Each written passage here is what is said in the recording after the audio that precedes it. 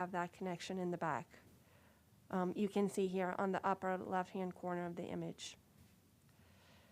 Well, okay, we'll come I back mean, to the historic if I thing, could but, add to that, I think to that end, what you have to do is look at the whole site in context. There is going to be a road system, assuming the project that you reviewed for the corner of Randolph and Old Columbia actually happens. That was a project local map amendment you reviewed recently. There is going to be a road network in the back. So it is not going to be just open fields. It is going to actually be a road system with residential units, eventually leading back up towards a senior housing development and a grocery store. So this church may not face Old Columbia Pike, but it has the potential to actually have a connection to what will be a new neighborhood road system that's going to come down along that cleared area. So, again, it's a unique site. There is definitely the existing road, Old Columbia Pike, but there is going to ultimately be a new network of roads that will exist in that L-shaped area. And this church has the potential, if the connection can be made on the slide that you saw with the red arrow, to really become a part of more of an internal neighborhood set of streets. well, I mean, first of all, I don't understand why you couldn't get the connection out of the back of the parking lot if you put the parking lot behind the building. Secondly, even to the extent that that's true, I think the key word was internal, right? The internal network of streets. You just put a parking lot between the church and the main drag, which is, effectively 29 and Old 29, and you just increase the distance from the BRT stop, which is just down the block. So I get that it's environmentally constrained. I'm just saying this is just an illustration of, and a historic setting didn't help. It made it worse. It's not a good result. And I would argue it's not a good result even to the extent that historic preservation is not just about preserving a setting as it existed at one point in time, but it's about placemaking. It's about creating great communities. This is at war with that. I just ask you to look at the context and try to remember the image of the development at the corner of Randolph and Old Columbia. In this particular case, the important street is not necessarily Old Columbia. As you may remember, what you have in that local map amendment is a grocery store on the corner and a parking lot facing Old Columbia. I think in this particular circumstance, what may become more important is the new neighborhood that is created with the new set of neighborhood streets, and this church will be a part of that neighborhood. So again, this is an unusual situation. I think in 99% of the situations, what you're saying, Chair Anderson, is correct. The buildings should come up to what is the sort of main street. But almost every other development, even the ones you see to the south, are not engaging with Old Columbia. They are and again, the one that you reviewed as a local map amendment was engaging, frankly, more with Randolph than with Old Columbia. It had their major parking lot facing Old Columbia. So turning towards the neighborhood network of streets in this case is actually maybe a better way for this church to become part of a neighborhood. Well, okay, here's I'm trying to be constructive about this and not just blow up this project, but I think the big picture point here is it doesn't even concern this application so much as like the Farrell and Briggs Cheney plan and the future of the East County. Like, could we make sure that the Farrell and Briggs Cheney plan environmental recommendations do not produce more of this?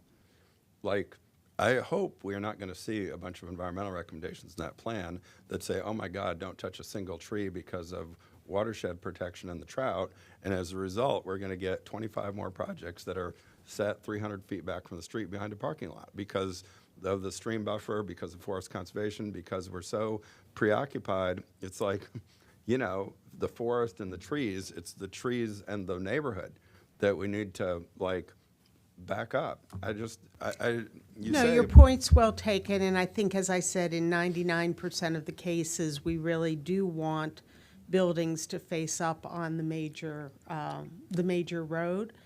I think this, again, is a sort of unique case, and you really need to look at the whole context of it. But, you know, your point is well taken that it's important as we're looking at big linear plans like Farrell and Briggs Cheney that we make sure we have enough buildings really defining the streetscape and being pulled up to the road. That, no question, we agree on that completely. Is there an update on the hearing for the other project that we recently approved? Has that gone forward? We don't know. We know that the folks who were in opposition have hired an attorney who has submitted a letter to the hearing examiner, but we don't know what the scheduling is at this point. I mean, I get your point. I mean, if we didn't have that development, I think this would not be an ideal situation. I mean, I see your larger kind of vision is that that development would basically bleed into the church. I mean, arguably, it would almost be kind of a nice space where the church is at the end of the development, and then it kind of creates a neighborhood connection of sorts. And then maybe taking away from Old Columbia Pike, which isn't particularly pedestrian friendly in that regard. So I get that. I guess so much of it hinges upon that development going forward. So that's why I asked the question. I'm not thrilled about this either, to be honest with you. The main question I have is you have all this parking. It's in a very kind of narrow, linear format. Is there going to be, you know, when people are parking, I'm assuming that there's going to be sidewalks on both sides of the parking lot that allow you to have access to the church. The worst case is people parking and then walking through the road, and that's how you get, you know, injuries or even fatalities. So can we ensure that there's a path to the church that's not going to be on the actual parking lot? Yeah, the image is showing in orange where the sidewalk is going, and you can see it's on the southern portion of the parking lot, directly from Old Columbia Pike to the building and around the building to the back. So that's a dedicated sidewalk? Sidewalk. Okay. And the goal is that it would connect eventually to the neighboring property to the back, so. well, the area that's shown in the stream buffer, I'm a little bit confused because I saw that, you have other images that show the extent of the conservation. It says conservation easement. Is that coterminous? Oh, yeah, okay, there's the forest retention area. Got it. Could we at least make sure that we could get like some kind of dirt path from directly through this area to Old Columbia, so people who want to get here via the BRT will have a convenient way to cut through there? You mean a natural surface path in addition to the sidewalk that we're showing Yeah. next to the parking lot? That goes through the stream buffer and through the forest conservation easement. You Yep. can put a dirt path through a forest Yeah. conservation easement. We already have a natural surface path in the rear, so we would just extend it to Old Columbia Pike. The Yeah, thought- that's what The thought was the natural surface path that we have in the rear, the thought is that it would eventually connect to the existing natural surface trail on the HOA property to the west. At this time, however, the HOA did not allow that connection, but we have everything set up so that in the future, if the opportunity arises, we can connect that trail to the existing trail network. And then to Old Columbia Pike, we have the hard surface sidewalk along the parking lot, but we can explore having a trail in addition to it. Yeah, I mean, for one thing, the sidewalk's not great if you're on a bicycle, and also, if you're a pedestrian, you're gonna wanna take the shortest distance between two lines, and you should be Sure. able to walk through the trees. Sure. Yeah. Anyone else have comments or questions? What does the applicant think about all that?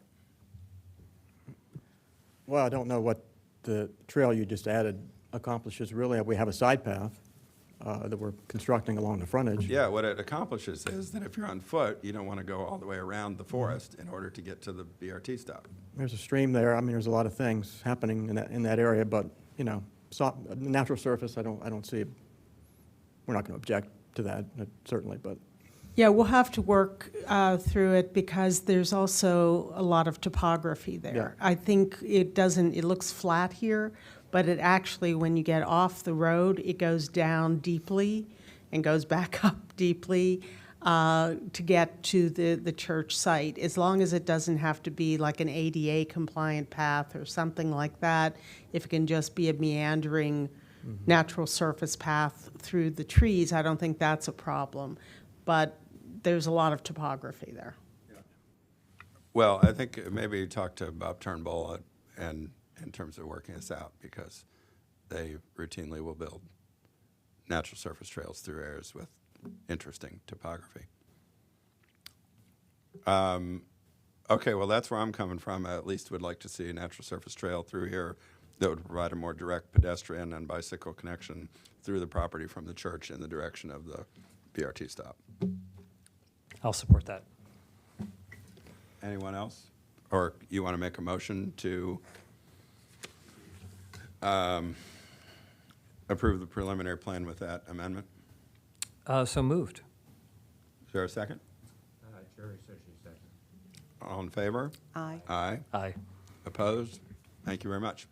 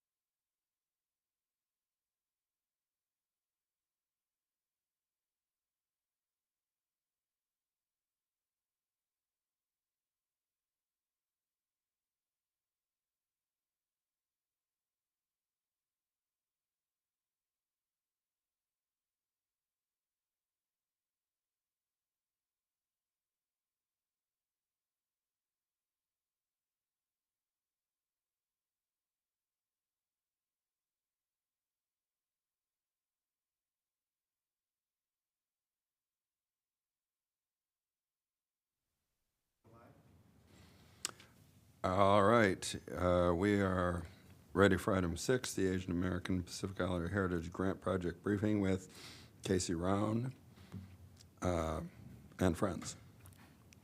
Good morning, Chair Anderson and members of the board. My name is Rebecca Ballo, for the record, and I'm joined by Casey Roan, our Cultural Resources Planner 2 in Historic Preservation, and Karen Yee, our Historic Preservation intern, who's been with us all year from the University of Maryland.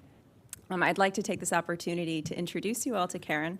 So again, as I said, Karen Yee is our graduate student intern. She has worked on many different historic preservation projects related to diversity and inclusion in Maryland.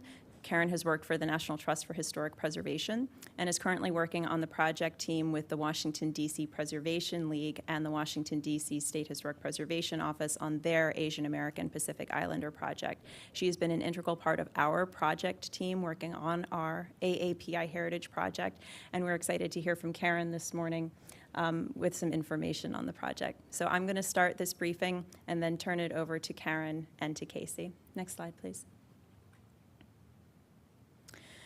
So as an overview of our presentation, I'm going to give you some background on this project, why we applied for it in the first place from our Historic Preservation Office, discuss the grant that we received from the state of Maryland, and then our presentation will go over our historical overview, our context of Asian American Pacific Islander history in Montgomery County, some of our preliminary findings, additional research tools that we have developed, and then next steps for the project. Next slide, please. So I want to talk briefly sort of bigger picture. I think these are slides and images that many of you are familiar with. On the left, we have the updated census tract demographic data for Montgomery County from 2020. And as you can see, this shows from the different census tracts, for the first time we have an Asian majority census tract in the Potomac, North Potomac region, and this shows how diverse the county has truly become. And you can see on the right as well, tracking statistics about population by race and origin from 1990 to 2020. In 1990, the Asian American Pacific Islander percentage of the population was approximately 8%, and now it is over 15%. Again, showing why it is critically important for our cultural resources work to start tracking and understanding the history and heritage of this community in Montgomery County. Next slide. So currently, within our historic sites and districts inventory, Asian American Pacific Islander history is underrepresented in all of our inventories. We recently listed one site as an outstanding resource for AAPI history in the Potomac Overlook Historic District. That is a house located at 7205 MacArthur Boulevard that was lived in by Pouchy Pete and Dr. Yu Ming Hu Pien. So to date, the contributions of AAPI individuals and communities have not been studied, in the breadth of across Montgomery County, and we have undertaken this project and applied for grants to help mitigate this so that we can have a more diverse inventory. Next slide. So I'm going to frame this really briefly about what is happening at the national level in historic preservation. This isn't just something that we are working on in Montgomery County or in the state of Maryland, but it's important. I'd like everybody to know that out of the 1.4 million resources that are listed on the National Register of Historic Places, so this is the federal inventory of places that are important to American history that's maintained by the National Park Service, less than 8% of those in total relate to Asian American, Pacific Islander, Latino, African American, women's heritage, or other represented communities. Karen is going to discuss more about the histories of Chinatowns as they've been identified across the nation, and again, how few of those resources are even represented in our national and state level inventories. Next slide.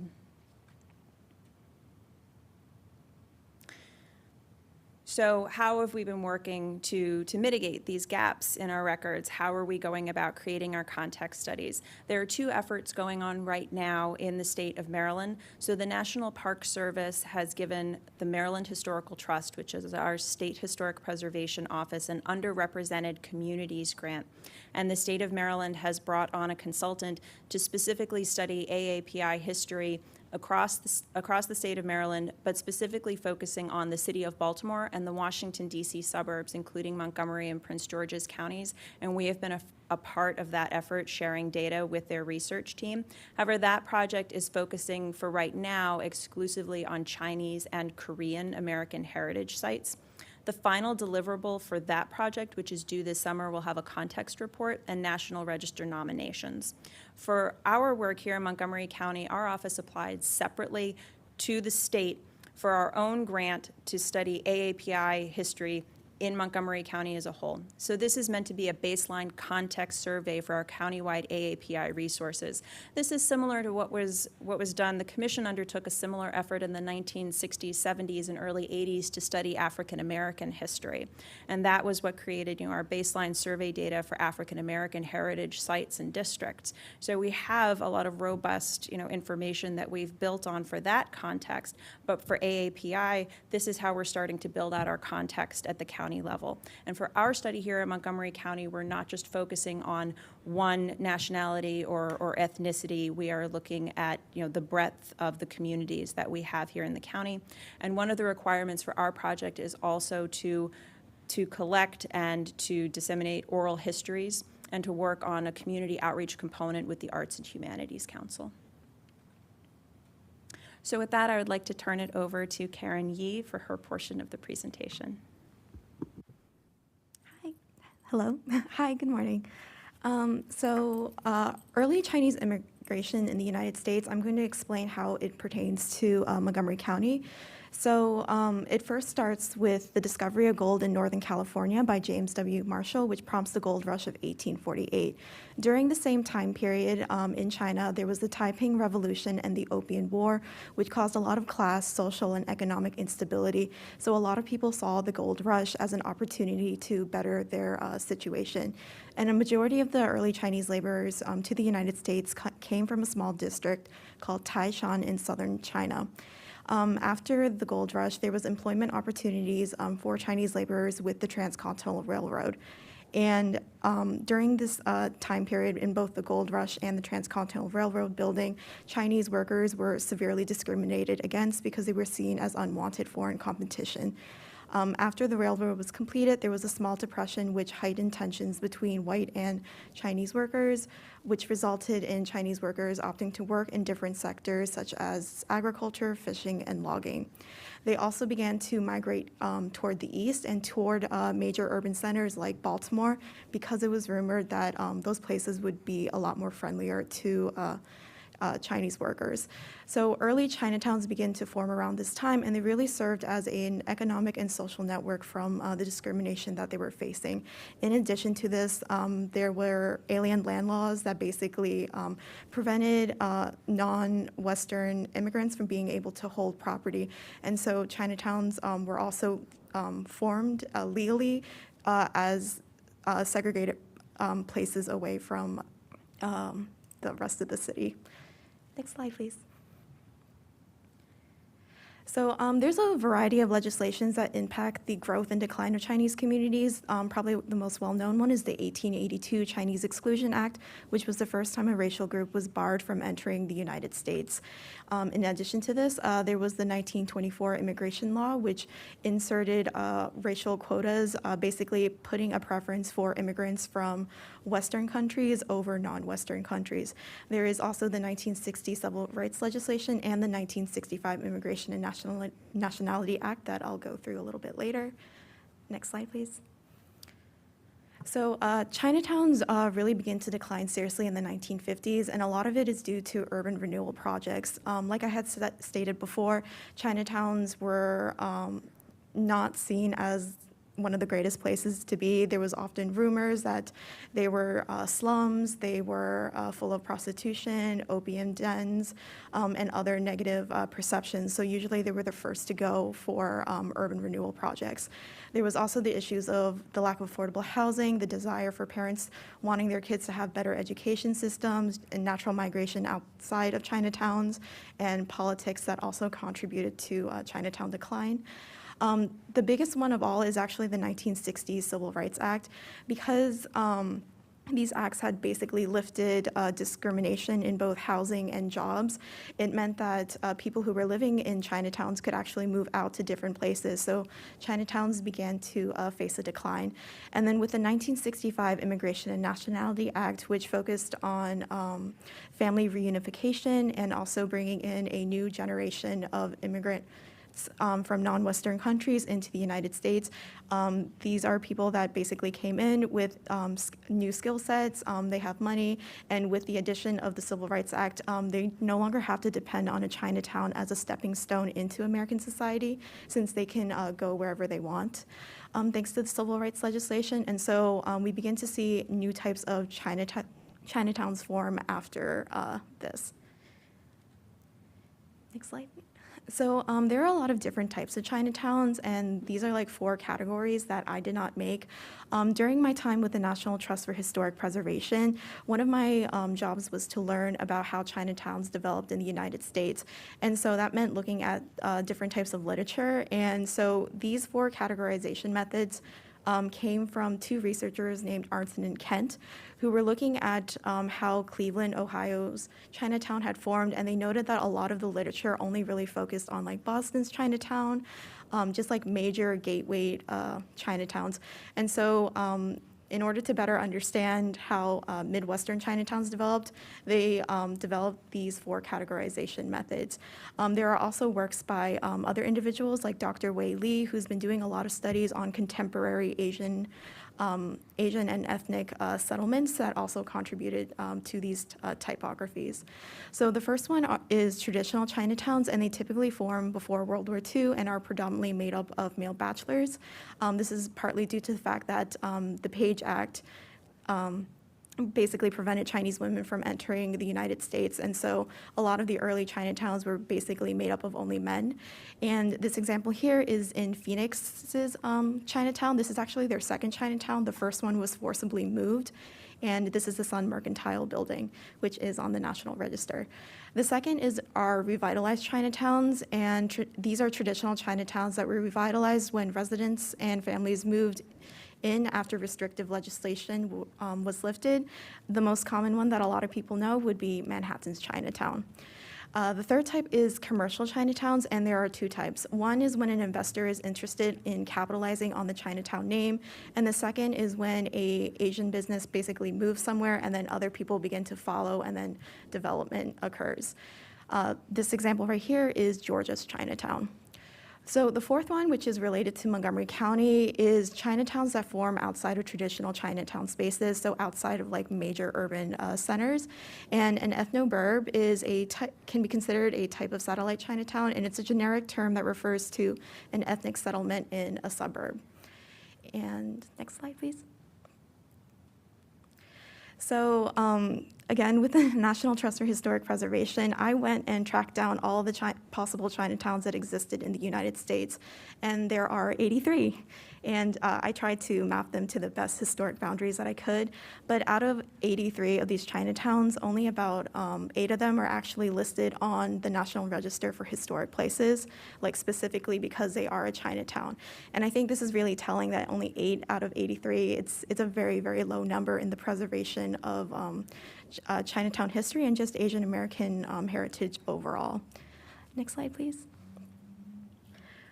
So the ones that we're most concerned with is on the East Coast, or more specifically in the DMV region. We have Baltimore City's Chinatown and Washington's DC Chinatown, which I have both categorized as traditional Chinatowns because of the amount of decline that they had faced with urban renewal and convention building projects. And then we have Wheaton and Rockville's Chinatown that I have classified as ethnoburbs because they are settlements that formed out of a major city.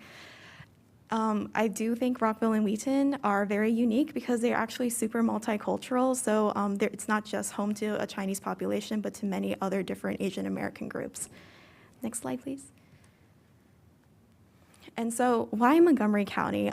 Asian American and Pacific Islander groups are one of the fastest growing populations in Montgomery County. Early census records show that AAPIs were living in the county as early as the 1900s, before there was a boom in population in 1970.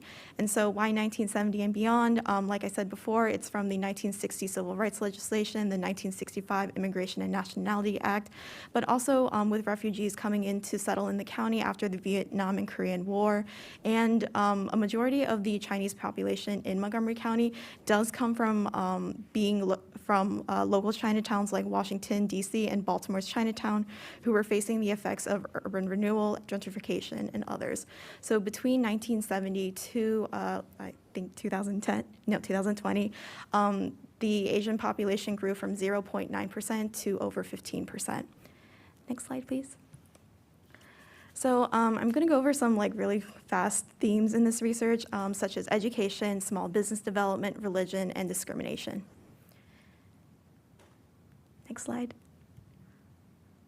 So education is probably one of the biggest themes for this research.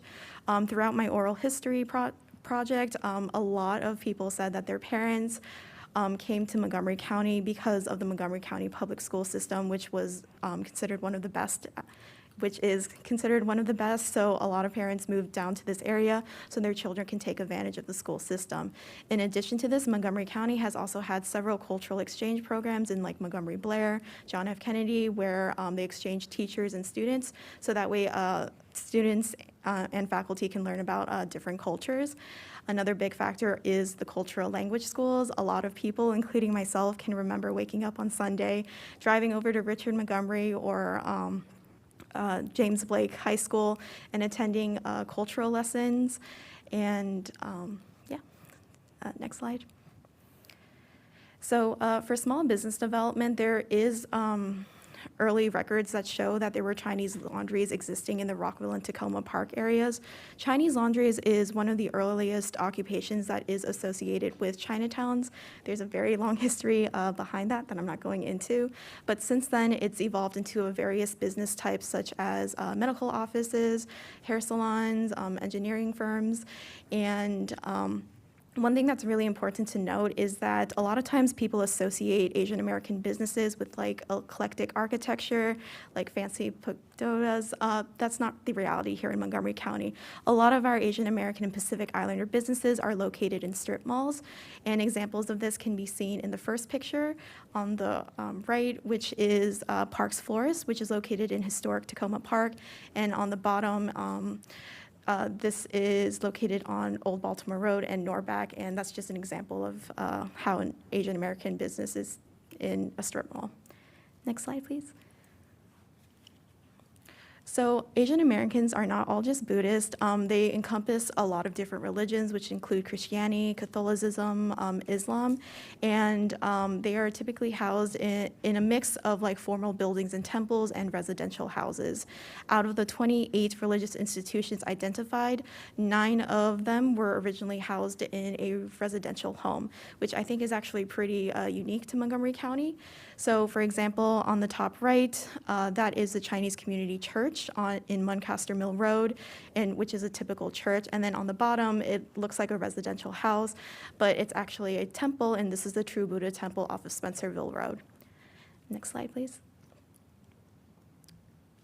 And so discrimination in Montgomery County toward Asian American and Pacific Islanders come in a lot of different forms. One such form is the model minority myth, which is basically the belief that Asian American communities are able to pull themselves up by the bootstraps and they don't need any support. This is really harmful to students especially. So if there's struggling with math or something, a lot of times teachers don't provide that support because they assume that students would be able to pull themselves up, and this can be very bad for students who need that extra support, but they're not getting it because of a stereotype. The second is microaggressions, which can be as simple as asking where are you really from? Questions like that really perpetuate the idea that all Asian Americans are foreigners when they're really not. And the third is negative social perceptions, and this comes in a lot of different forms. For For example, a lot of like the early Chinese businesses that I was looking up in Montgomery County often were associated with negative terms like opium dens, gambling, and just a lot of negative language. And the fourth is hate crimes. Hate crimes do occur in the county. It can take in a lot of different forms, like in this 1991 article talks about how an Oriental family had their window smashed and slurs written on their house. And that's it. All right, next slide. And now Casey will talk about other research tools. Thank you, Karen. Casey Roan for the record. Obviously, Karen has done a lot of research so far that's really going to help inform the historic context that will be written by our project consultant. And I'm going to just talk a little bit about a few of the other research elements that are going to inform this work. So the first is our interactive feedback map, which is hosted on our project website. This was developed with a lot of help from our GIS and communications teams, as well as from some staff members who volunteered their language skills to help with translation. And our hope is that this map will serve as a place where we can hear directly from AAPI individuals about the places that are important to them. And that as people begin to interact with this map and fill it in with sites, that we'll begin to get a sense of the types of places that are important to people, as well as the geographic areas where those sites are concentrated. And this will really help us direct our future efforts with the project, particularly when it comes to work like the architectural field survey. Next slide, please. The web form to submit sites to the map is available in English, Chinese, Korean, and Vietnamese in the hope of making this accessible to a wide range of users. And as we begin to move into later phases of this project and do some direct outreach to AAPI serving organizations around the county, this map is a tool that we can share with them to encourage engagement with the project. We have been promoting the map so far through both the planning departments and the historic preservation offices sort of social media channels, but we think that direct outreach to these organizations is going to really prove the most fruitful as far as getting people to engage with this. Next slide, please. So I wanted to share just one example of a site that's been submitted to the map so far. This is the Dana Bazaar in North Bethesda. And I think the comment that was left with the site really gives a sense of the rich information that can come through this map. When people are sharing the value of these places to their families and their cultural practices. This is the sort of information that will provide a lot of insight for our context and allow us to understand these places. Next slide, please. We have also started the oral history component of the project. Karen has already had a series of interviews that have been recorded.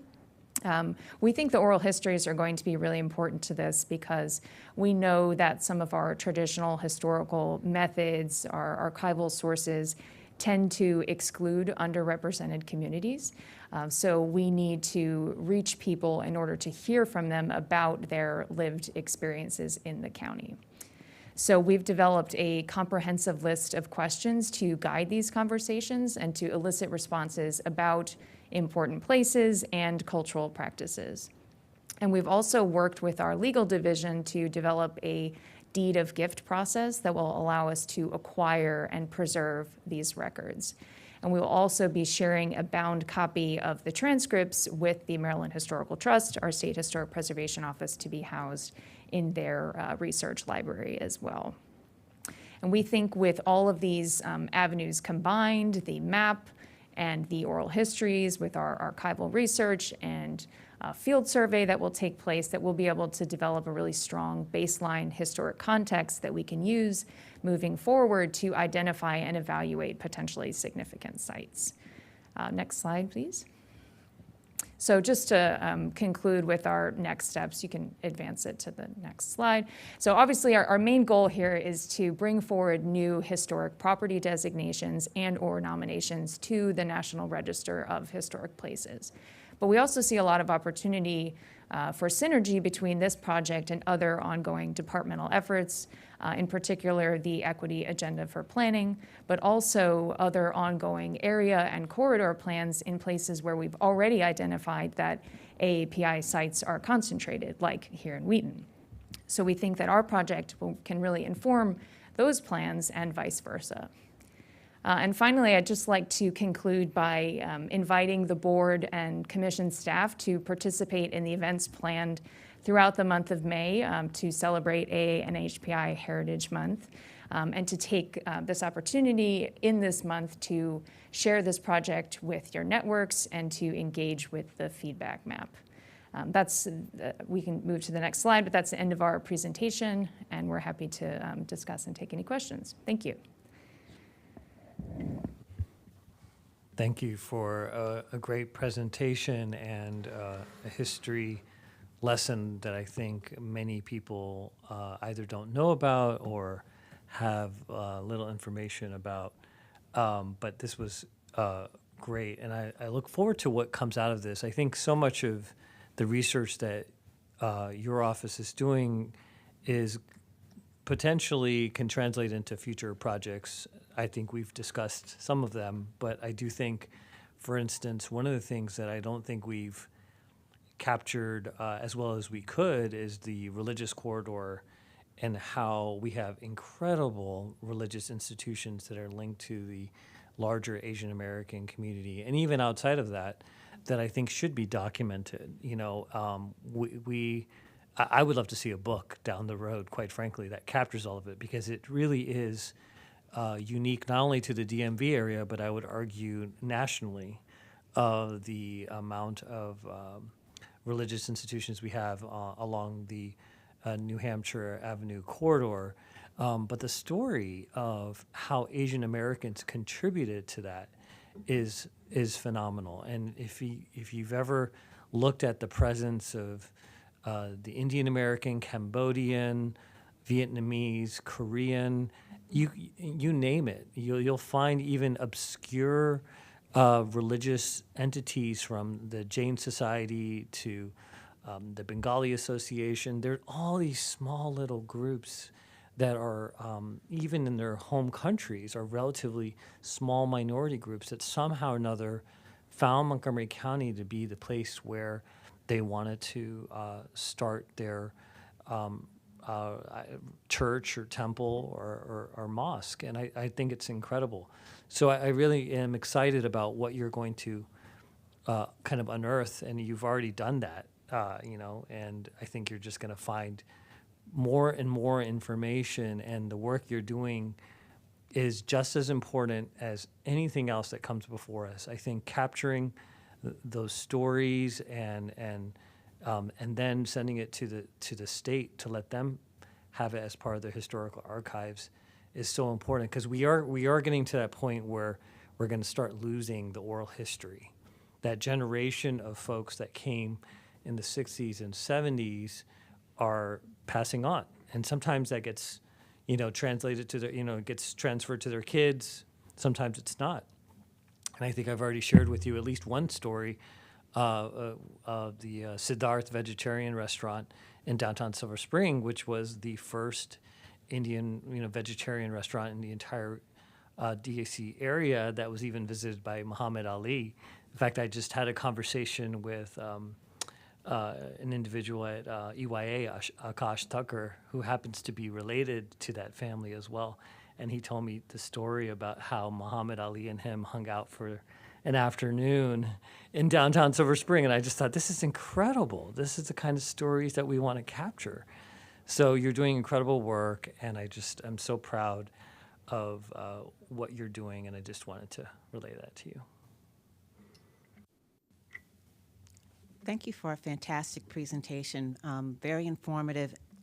I look forward to the next steps in the project. I do have a question for you in terms of outreach. Have you considered, or are you already working with the libraries? Often the local library collection reflects the community. I know the Germantown Library has one of the largest Chinese language collections. So I'd like to hear more about that, because I think that's an excellent way to get feedback from the community. I think that's a great idea. We have had a little contact with the library system when we paid a site visit to the Japanese American Care Fund Library several weeks ago. The library staff from Tacoma Park were present, and we had some preliminary conversation with them about how we could continue working with them on this project. But yes, I completely agree. I think that's a great avenue. So I think it's interesting that, you know, in the suburbs, there seems to be this kind of decoupling in terms of the commercial presence of various ethnic-oriented, establishments, as opposed to where people in a particular ethnic group tend to group as far as choice of residential, location. And that I'm just curious to know what thought you've given to, because when you're talking about ethnoburbs and Chinatowns and all that discussion seems to be focused more on like where's the commercial presence of the businesses like, Chinese laundries, for example. But, in recent years, we've got like, increasing concentrations of people of various, coming from different parts of Asia, who appear to have kind of congregated in certain parts of the county, especially in the upper northwest part of the county. It seems like Indians, Chinese, et cetera. And then on the other hand, this thing about churches, I think, is probably driven less by any particular quality that New Hampshire Avenue has, for example, other than just the fact that there's land there and the zoning is very accommodating to churches of all kinds, or religious institutions of all kinds. So you see churches, temples, mosques, synagogues, et cetera. So have you given any thought to the story of how the emergence or decline of certain residential as well as commercial, sort of foci for people of different racial, ethnic, national origin, linguistic heritage groups is connected or not connected to, integrated in the way, physically integrated in the way that it seems to have been more typically in cities?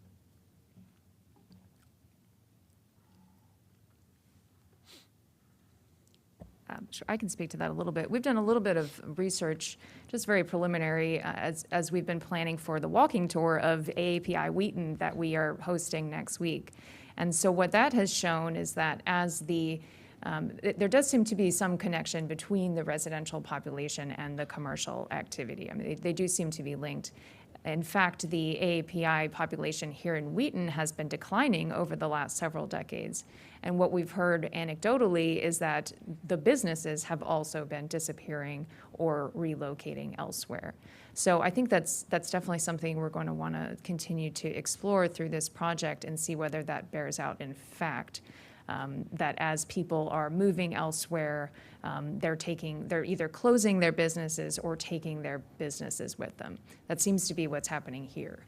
Or, I don't know, I would speculate that some of it has to do with the educational or professional backgrounds of the particular immigrants or immigrant groups that are involved. It's like if you come here without a lot of formal education or the ability to get professional educational credentials that were earned in another country recognized here, then you're going to probably be limited in the lines of work that you can enter, such that you're going to be, it's probably more common you're going to wind up in some kind of retail or food and beverage type of, you're open a laundry, that kind of thing.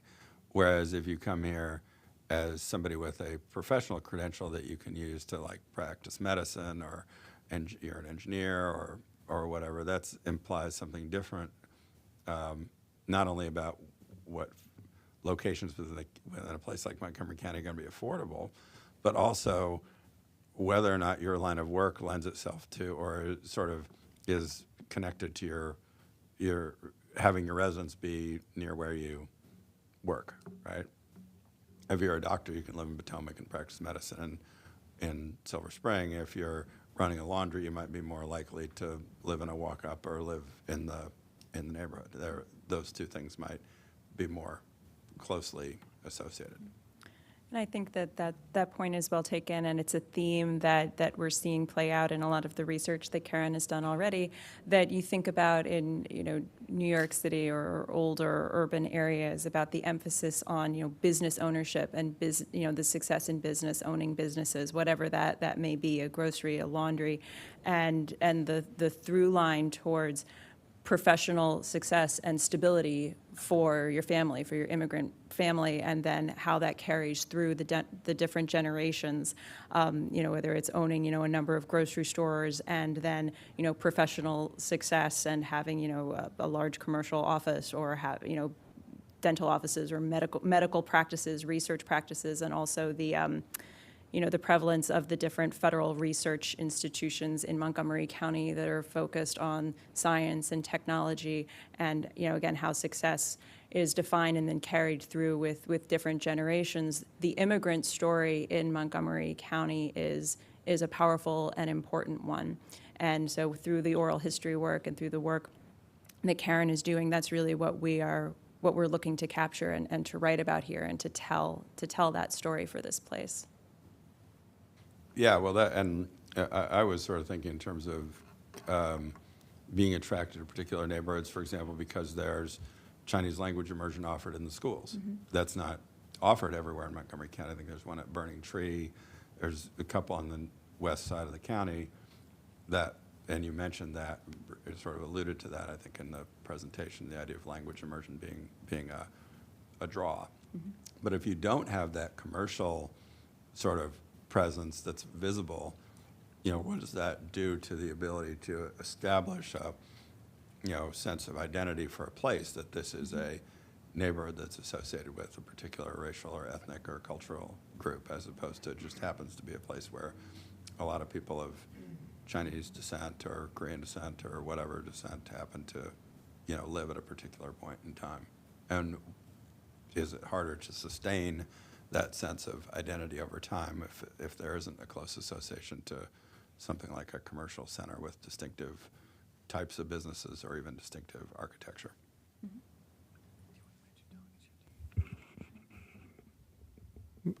Oh, I should acknowledge Delegate Emily Shetty is here in the House. I appreciate your coming to visit us.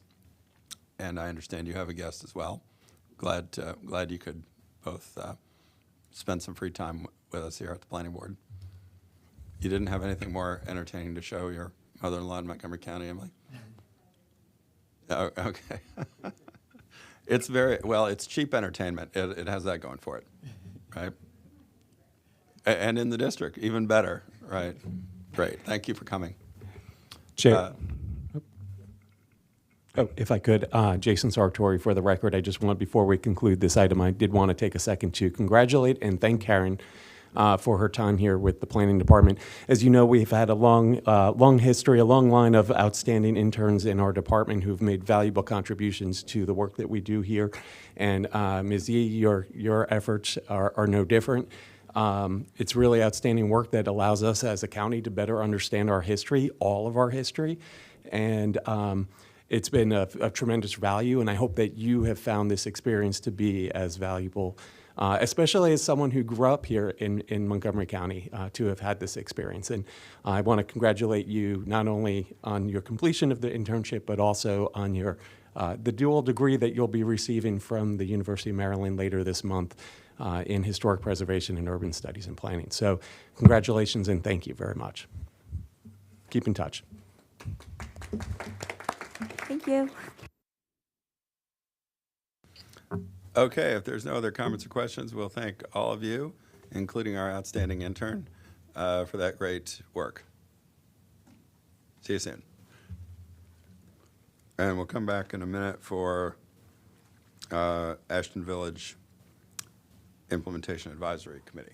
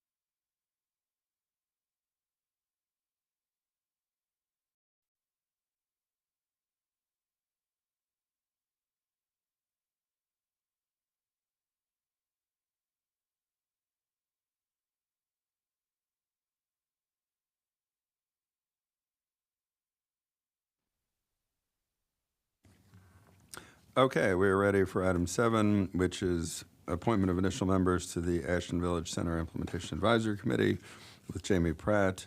And I understand we have a couple of these nominees who have agreed to serve who'd like to say a few words. So I'm going to let Jamie start, but then maybe we'll turn to them. All right, thank you.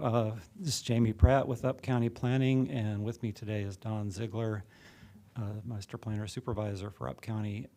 So we're going to present to the selected members of the committee. We got 17 applications that were, all 17 of them would have been perfect members of this committee, so we tried to balance it based on their backgrounds and experiences as well as we could. So we think we picked a good batch, but any batch we picked would have been good as well. And we did get one person who was not selected that did send a message to the chair to express his disappointment.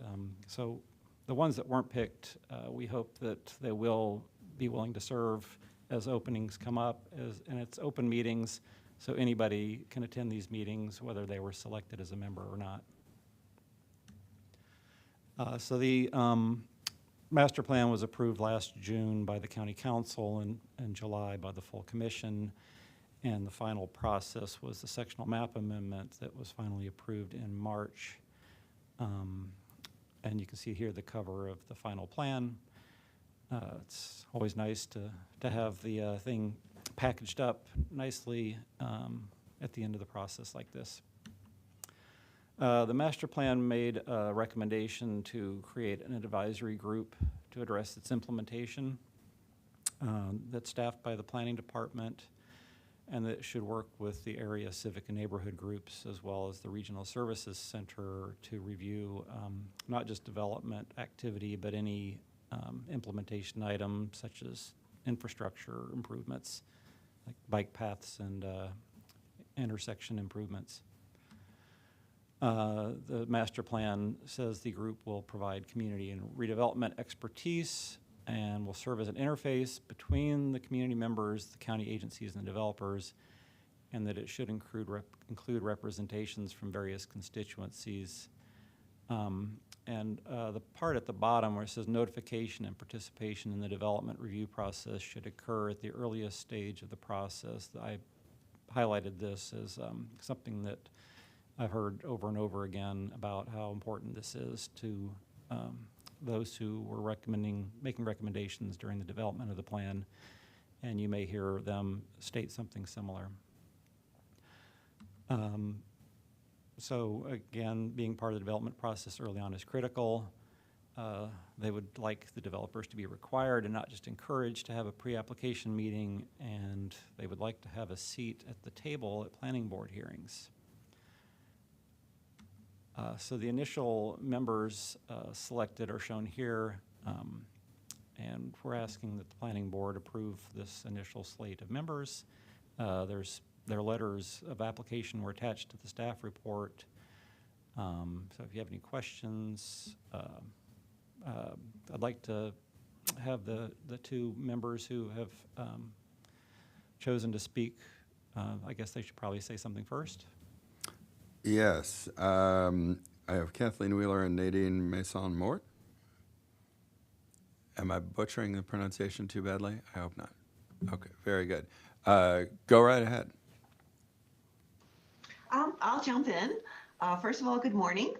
I warmly applaud the Planning Board for approving the creation of the Ashton Village Center Implementation Advisory Committee and look forward to working with all the stakeholders, but especially my fellow committee members, Amy, Chelsea, Harry, Jessica, Julia, Kathleen, Leanne, Michael, and Paul. The explicit guidelines stated in the approved Ashton Village Center sector plan regarding our role and the best practices are very helpful.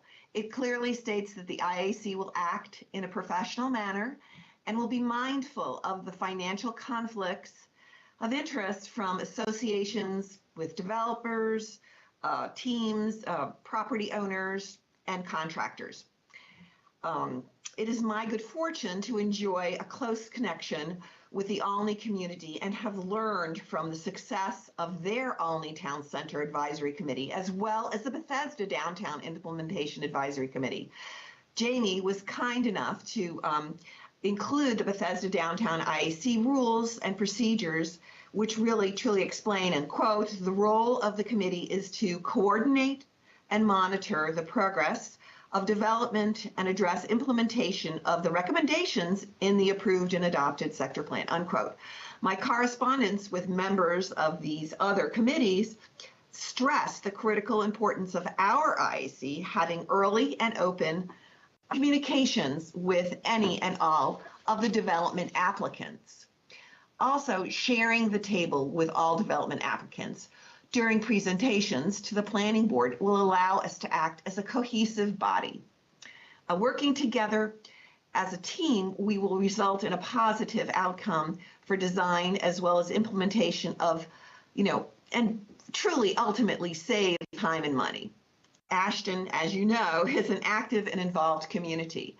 One only need look at Nextdoor Ashton, the website, the communication website, to learn that the area residents are already buzzing about the Ashton Village Center. In my role as a member of the IAC, I look forward to sharing our progress with all stakeholders. And lastly, I was very encouraged to learn that the committee meetings will be open to the public so that the Ashton residents can participate in all the discussions. And thank you all for doing this. Thank you. Ms. Wheeler. Okay, thank you. And I want to thank the board for supporting this provision in its draft that it sent forward to the council and the council for adopting it. I also want to thank the work of Jamie in all the meetings that we held and the support of the planning board. And there are a couple areas that Jamie highlighted that I also wanted to highlight. And the first one is, again, that the developers meet with the community, with the IAC early in the process. And that will provide a greater opportunity for constructive dialogue and a greater expectation for cooperation between the developers and the IAC from the very beginning of the process. As part of the implementation of the 1998 Sandy Spring Ashton Master Plan, the Greater Sandy Spring Green Space Land Trust was created. And I was on the initial board of that land trust. And I saw firsthand the value of early meetings with developers. Because of the communication, we were able to have a more constructive relationship. We had a greater understanding of the intents and constraints of the developers, and the input we provided enabled them to create better designs. My fear is that without the requirement to meet with the IAC's role will be viewed as diminished, since it's up to the developer as to whether or not they meet with us. The second, as Jamie mentioned, and as Nadine mentioned, it's vital that the IAC be given a seat at the table in any hearings or presentations before the planning board. This will underscore the value that the planning board places on the input of the IAC and will encourage greater collaboration between the IAC and the developers. While the development has been a focus of much of the discussion, I am also thrilled at the opportunity to work on some of the areas, such as the intersection with 108 and 650, as well as sidewalks, as well as creating a more walkable, viable community in the Ashton area, and to be part of the creation of its future. So I thank you very much for this opportunity to serve on the IAC. And that's the end of my remarks. Thank you. Thank you, and thank you to both of you, as well as the other new members of this committee, for agreeing to serve your community. If there are no questions or comments from the board, we could get a motion to approve the initial members of the Ashton Village Center Implementation Advisory Committee. So moved. Second. Jerry says she second. All in favor? Aye. Aye. Opposed? That is approved. Thank you very much. And we'll come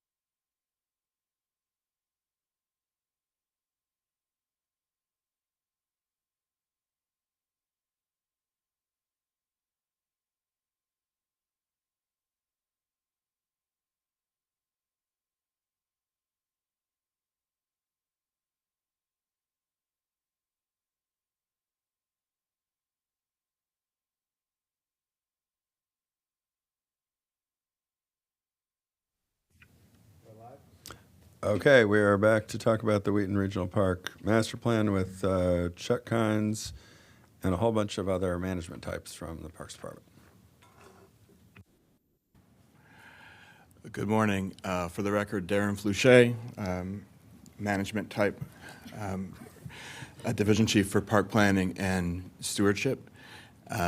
My role today is very easy, as it was last time, and it's really to tee up Ho-Jung and Chuck, and to give a little bit of context about today's briefing as it relates to the one two weeks ago and future briefings. So 2 weeks ago, we brought to you an overview of the Wheaton Regional Park Master Plan and walked through the organization of the plan and some of it was a little bit of a sneak preview of the recommendations of the plan. Today is an opportunity for us to walk through with you the more detailed recommendations in the plan that was submitted as part of the staff report late last week. And so Chuck will walk through not every single recommendation, but give you a sense of what the plan recommends and highlight a few of the standout items of the plan. You'll be seeing the plan again on May 19th for a public hearing, and then on June 9th, we plan to return to review the public testimony and receive your input and comments on the plan with the hopes of returning on June 23rd for plan approval. So with that, I will hand it over to Ho-Jung Garland. Good morning. I am Ho-Jung Garland for the record. During last briefing, we heard the board's desire also for faster implementation. And what's exciting about this project is Wheaton Regional Park already has established a CIP account, which is going to be replenishing the money from state funding and bond and POS grant like that. So that'll definitely help us to bring this planning process to be streamlined for the fast implementation. So I would like to note on that, and community definitely deserve something comes out from the ground sooner than later. So we'd like to bring that to your attention as well. And without further ado, I'd like to put the microphone for Chuck Kynes. Great, thank you, Zhang. For the record, Chuck Kynes, Park Planner and Project Manager for the Wheaton Regional Park Master Plan Update. We're pleased to present the draft plan today to the board and to those who are listening from elsewhere. A little delay. Our agenda for today is we're going to recap just a few items from the briefing on April 21st, and then we're going to dive right into the presentation of the staff draft. As Darren alluded to earlier, we'd like you to approve the staff draft as the public hearing draft today, schedule the public hearing for May 19th, and keep the public record open until May 27th.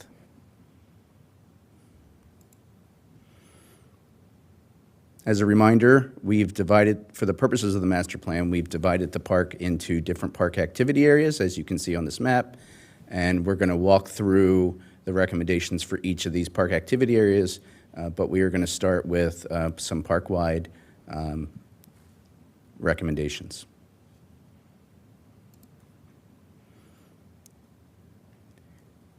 Just want to remind the board and those listening of what we heard during nearly 2 years of community engagement and public outreach.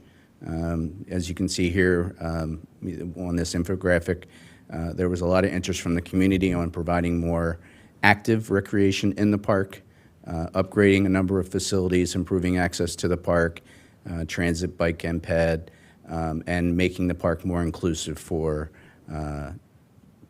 people with disabilities.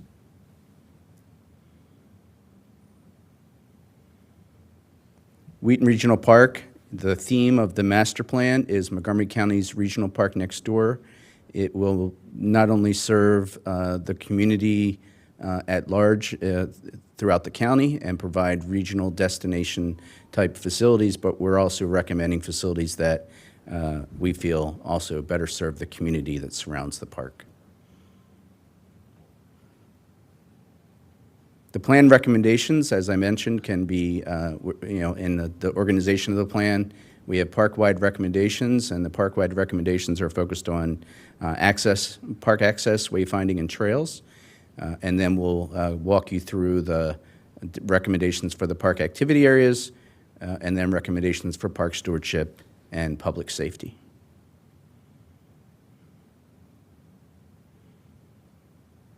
Just as a reminder, one of the things that we most heard from the community and the park users is that they really want to make it easier. They want us to make it easier for them to get to the park by bicycling, walking, and transit. And then once people arrive, once they get there, they want it easier to navigate the park. They want to be able to connect to different areas of the park and also know how to reach the different areas of the park.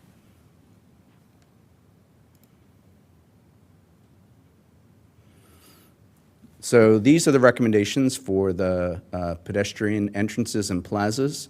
What I want to highlight here on this map, I'm not going to walk you through every recommendation, but what I do want to highlight here are those circles, the blue circles, where these are the less formal access points for the park where people arrive by bicycling and walking. And we really want to emphasize and make it more welcoming as people arrive to the park by bicycling and walking. I do want to highlight that one of the things we heard at the April 21st work session from Commissioner Rubin was having a more visible connection between the Northwest Branch Trail and the park, and we certainly recognize that, and that is definitely one of the signature recommendations of the plan.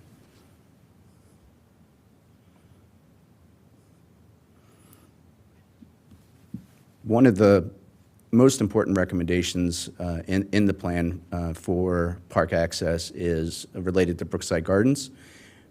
As you can see on this slide, the back gate or the back entrance to Brookside Gardens doesn't feel welcome to a lot of park visitors and the community. So one of the major recommendations of this plan is to build a plaza at this entrance and to give a place for people to gather, perhaps picnic before they enter the gardens, because food is not allowed in the gardens generally, and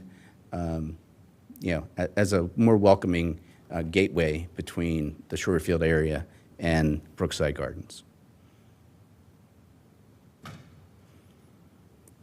This map is showing our recommendations for improving park access. And what this slide primarily focuses on is things that are outside the park. So the things that the planning board has full control over are all recommendations within the park boundary. What the planning board really doesn't have as much influence and sway on are the things that happen outside the park. So what this slide is showing is recommendations where we need help from our external partners at DOT and Montgomery County Department of Transportation and the State Highway Administration, whether it's intersection improvements, bikeway improvements, or sidewalk improvements, reducing speeds on roads, generally making it easier and safer and more comfortable for people to get to the park.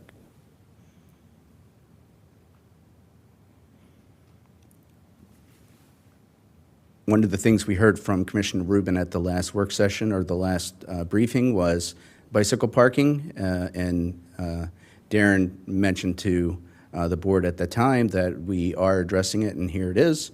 We recognize that the bike parking in the park is not very good right now, and these recommended locations are based on an analysis that Darren and his team did, looking at the facilities in each of the park areas and the number of bike parking spaces that we might need given the demand or the number of people visiting those different areas of the park. I'm glad you mentioned that. I think on my first meeting 6 years ago, I mentioned that point, encouraging biking to the park. And then when you get there, maybe you want to, play tennis or go to the gardens and you've got a bike, what do you do with it? If there's a bike rack, you can, I assume the safety's pretty good in the park, but you could lock it up, you could walk around, you could play your sport, and so I'm glad to hear that. I'm sure the chairman would support that effort. You know, biking through the park is great, see a lot of good things, but sometimes you want to do an activity and you don't want your bike stolen. If you could lock it up, bike rack, you know, I think that would be great. So really support that. As I say, it was one of my first comments coming on board here. So. And I have biked the parks and biked around the county, not as much as I did in my younger days, but thank you. You're welcome.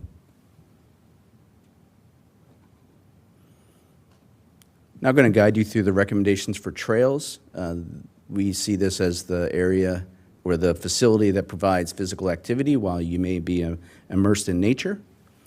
So I'm going to guide you through sort of our vision for trails, look at the recommendations as a whole, how hard surface and natural surface trails relate to each other, and then I'm going to walk you through the hard surface trail recommendations and the natural surface trail recommendations. So as we showed the slide back on April 21st, this is sort of an aspirational graphic where we want to make sure that the plan addresses through park movements, not only getting people from one park area to another, but also helping people get through the park, whether it's east-west, north-south, or otherwise.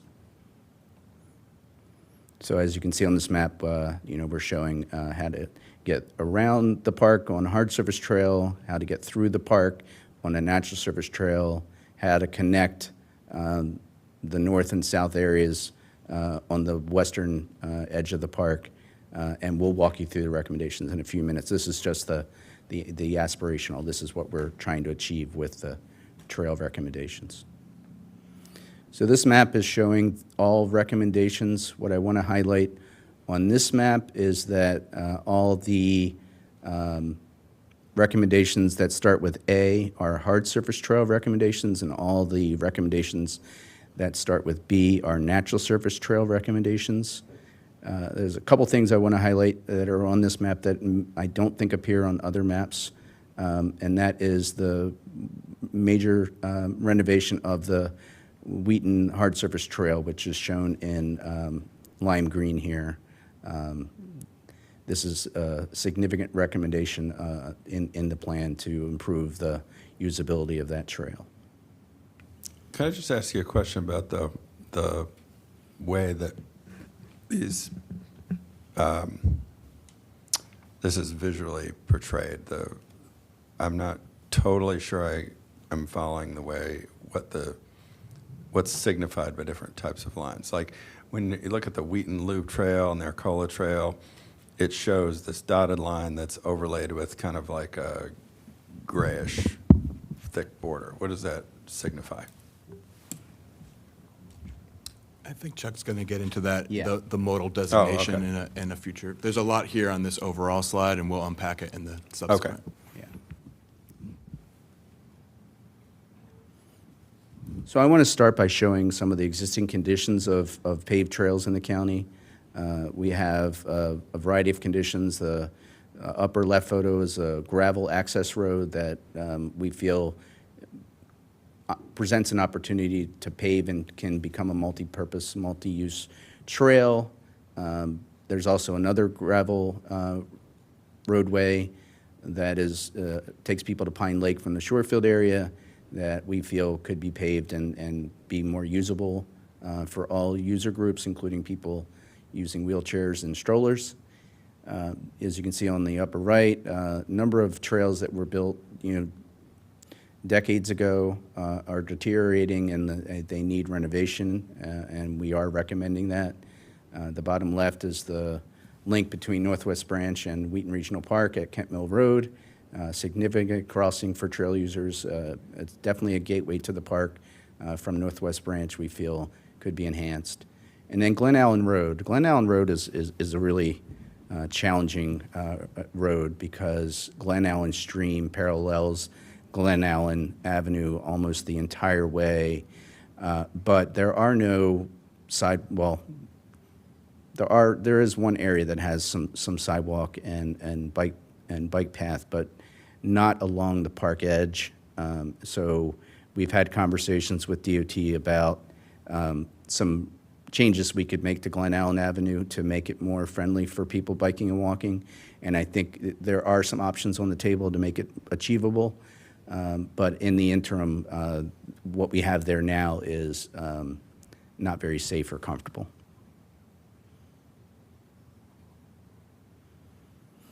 So I'm going to start with the hard surface trail recommendations. As Darren said, I'm going to unpack the different types of recommendations, starting with hard surface. Starting from south to north, I will guide you through it. So one of the signature recommendations is to better connect Sligo Creek Trail with the park, bringing people into the Roubini Athletic Complex, building a safe and comfortable way for people on bikes and on foot to get through the Roubini Complex and connect all the way back to the dog park. Another signature recommendation is to, as I showed on the previous slide, the gravel roadway, gravel maintenance road, using a portion of that to get people deeper into the park near the Stubs barn, which I'll show in a few minutes, and then connecting all the way over to Glen Allen Avenue. So that is another significant recommendation. Another trail that you may be familiar with because it's currently in facility planning is a trail that will get people from the current paved Wheaton trail system by the maintenance yard down to Kent Mill Road and then all the way up to Randolph Road leading north to the Matthew Henson Trail. That's another significant hard surface trail recommendation. And then finally, some shore field area improvements.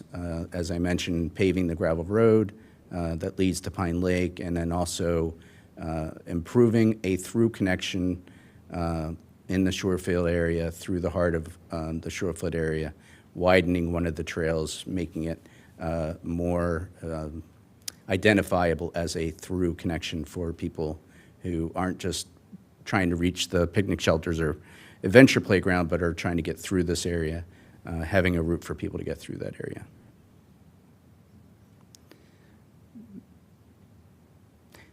These are the recommendations for hard surface trails. I'm not going to go through them because I just did, but what I want to highlight here is all our recommendations have a time frame.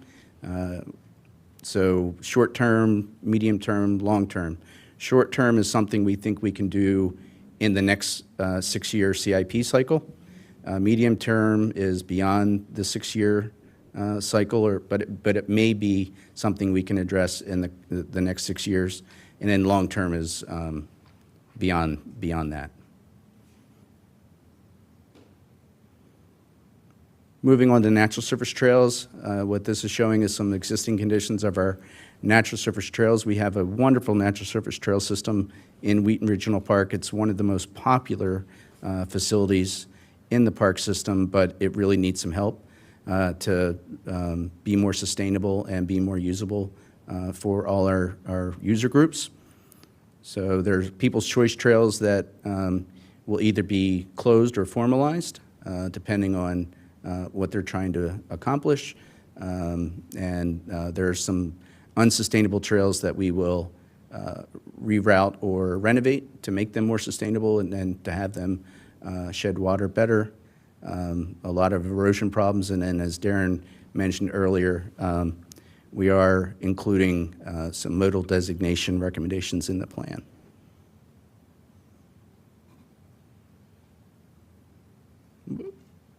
There we go. So natural surface trail recommendations, I get to put my glasses on for this one. So what this slide is showing in brown are a number of in different line widths and dashes in solid. So I'll walk you through what this map is showing. In solid brown are new trails. So this trail here is a new trail. There's currently a People's Choice Trail here that we will. I don't think we can see your cursor. So Can't see my cursor. So this is when you say this trail here, you're B2. Yeah. Okay. Got it. Yep.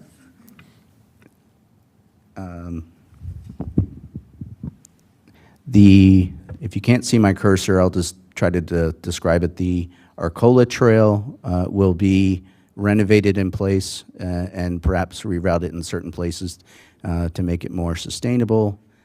We are building a new hiking and equestrian trail on the Equestrian Center site at the top of the screen.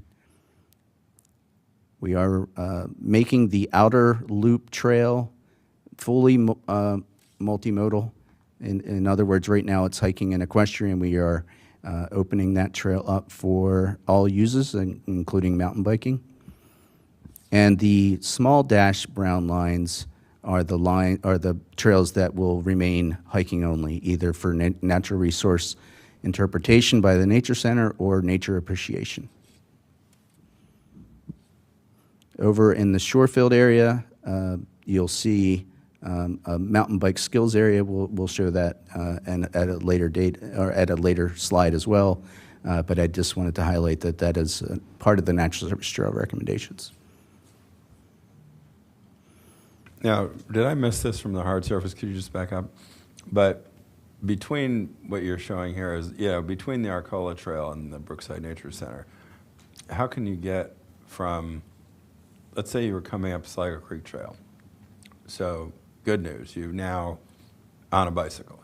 Good news, you can use the Arcola Trail to get all the way north through the park, and then you could kind of turn to the east if you're going towards the Northwest Branch or whatever.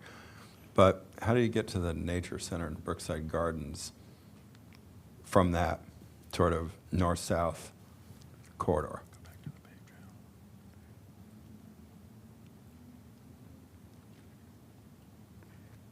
So here you can see along Glen Ellen Avenue, we're recommending some improvements that'll get people from this intersection up to here. But this also will be multimodal along this trail here. But once they get to Brookside Sorry, Chuck, Nature again, Center, when you say this trail here, I'm not. Oh, you're not seeing my cursor. I keep forgetting. So along Glen Ellen Avenue, we're recommending off-road gravel pathway, and that'll get people up to the Nature Center. And then part of the outer loop between Northwest Branch and the Nature Center will be multimodal. Once they get, But are you talking, when you say gravel path, you're talking about A8?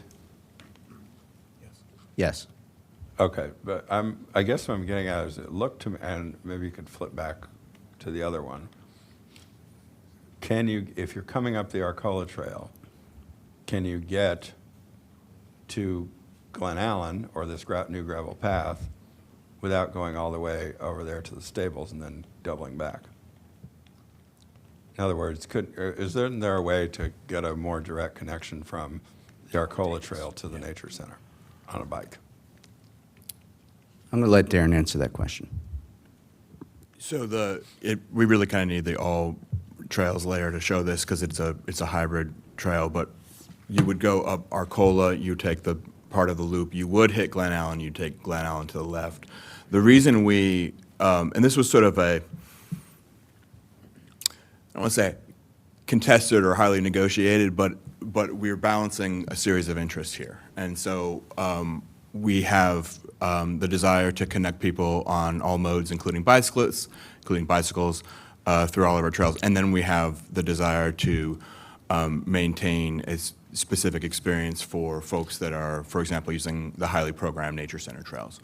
So because you're on a bicycle, it's not that much of a detour to go around to Glen Allen and over compared to if you were on foot and you would want to take that what is that, B10? I mean, we're talking about B10, right? Yeah, B10. So that was one of the trails that we talked a lot about. And again, we're trying to balance the different user groups and create a world-class experience for everybody. And so what we've done here was we've said the people on bikes that move a little bit quicker can take a little bit more of an indirect route, but it still is, a fully connected network that gets them to all their destinations. And so that was one of the connections that the constituents that were interested in preserving that hiking-only experience were, concerned about the impacts that would happen if we made that multimodal. So that was the rationale for that decision. Okay, maybe we can come back to that. Go ahead, though.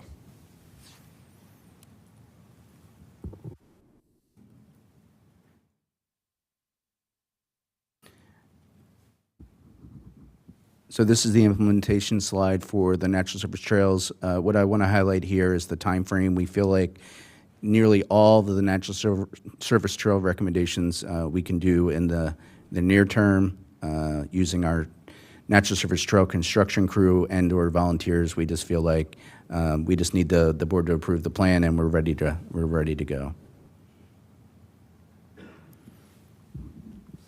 I'm now going to walk you through the recommendations for the Shorefield area. As I mentioned at our briefing a couple weeks ago, this is the park's hub for family fun and social gatherings. What we heard from the community in this area was the park needs to be more welcoming. This area of the park needs to feel more welcoming. It needs to offer more facilities for people of all ages, not just family. Recommending here are 2 new basketball courts and 2 soccer courts. We're going to seek abandonment of Henderson Avenue to include that land as part of the park so that we can have more control over and use of that land, and also build a community garden down here where there used to be former park houses that have been removed in the last 10 or 15 years.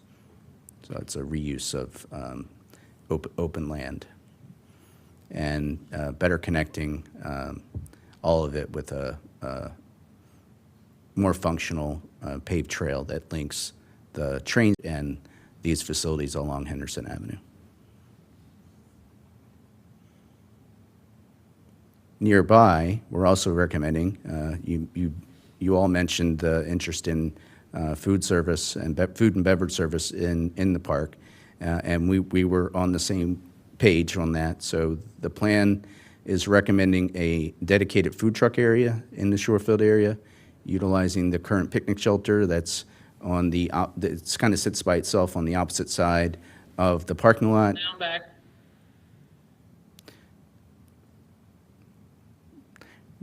Repurposing that land and also dedicating some parking spaces along that area of the park with electric service for food trucks to park, hook up to electric, turn off their engines, and sit for long periods of time to serve this area of the park, as well as a dedicated larger picnic shelter area, as you can see in the photo from Austin, Texas, that provides shaded seating for people to enjoy the food and beverage.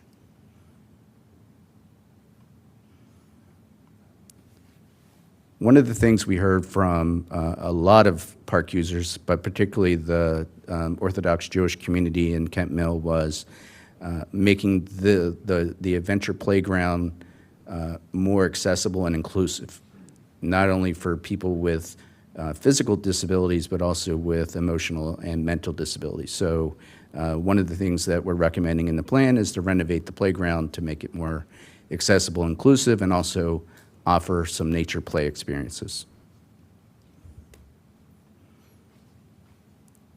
We've divided the rest of the recommendations, or all the recommendations in the Shorefield area, into upper parking lot recommendations and lower parking lot recommendations. What you see here are the upper parking lot recommendations. I just want to point out a few things. We're recommending better bicycle and pedestrian connection between the entrance and the facilities in the upper parking lot. A new sidewalk, SU6. SU5 I already talked about. That's a trail that's going to lead back to Stubs Barn and also connect people to Glen Allen Avenue.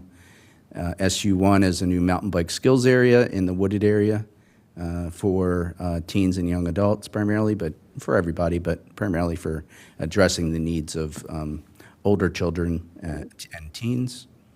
Whoop. We lost it.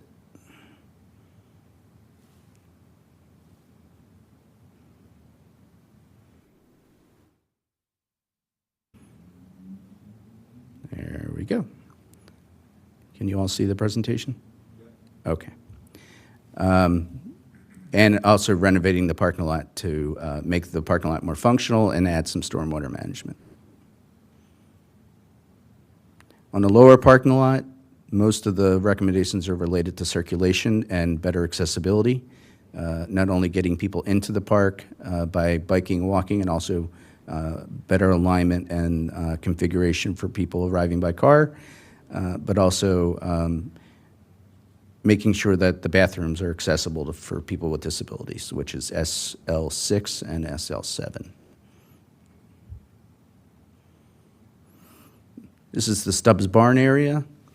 What we're recommending here is two things, primarily. One is studying the facility condition of the barn for potential public use in the future. We heard a lot from both our stakeholder group, but also from the larger community that people who know that the barn is there would like to see it open, and many people didn't even know the barn was there. So we want to get people back to the barn and interpret it and sign it so people know it exists. But at the same time, we also want to study it for potential public use, whether it means a museum of some type to interpret the cultural resources and history of the park and the greater Wheaton area, or opening it up for things like birthday parties. But we need to study the condition and know how much it's going to cost to make it safe and comfortable for public use. As I mentioned during our briefing on April 21st, we feel like Pine Lake is an opportunity to improve both for social gathering, but also natural resource interpretation. So the recommendations that you see here are improving access to the lake and improving the fishing experience, adding facilities that make it a place where you want to spend more time and gather, and also improve the fishing experience and the water quality of the lake. Not only for water quality, because this is a stormwater management pond, but it's also an amenity in the park that people enjoy. So it's sort of serving both purposes. These are all the recommendations of the Shorefield area. I'm not going to walk you through all of it. There are a number of things that we feel like we can do in the short to medium term, and there are a few long-term recommendations, but most of them we feel like we can get done in the short to medium term. Moving on to the Roubini Athletic Complex. This is the park's hub for active play and physical fitness. What we heard from the community and the park users in this area was the park felt empty much of the week. It was hard to get to by biking, walking, and transit. And they felt like there needed to be more here to give it more presence for a regional park. The major recommendation in the plan is a adventure sports center that will include a skate park, some other amenities or facilities like bouldering walls or a parkour area, pump track, bicycle playground, lots of ample hangout space, social gathering space, viewing areas, which is a big part of people using these adventure skills facilities, and a food and concession area as well in this area of the park.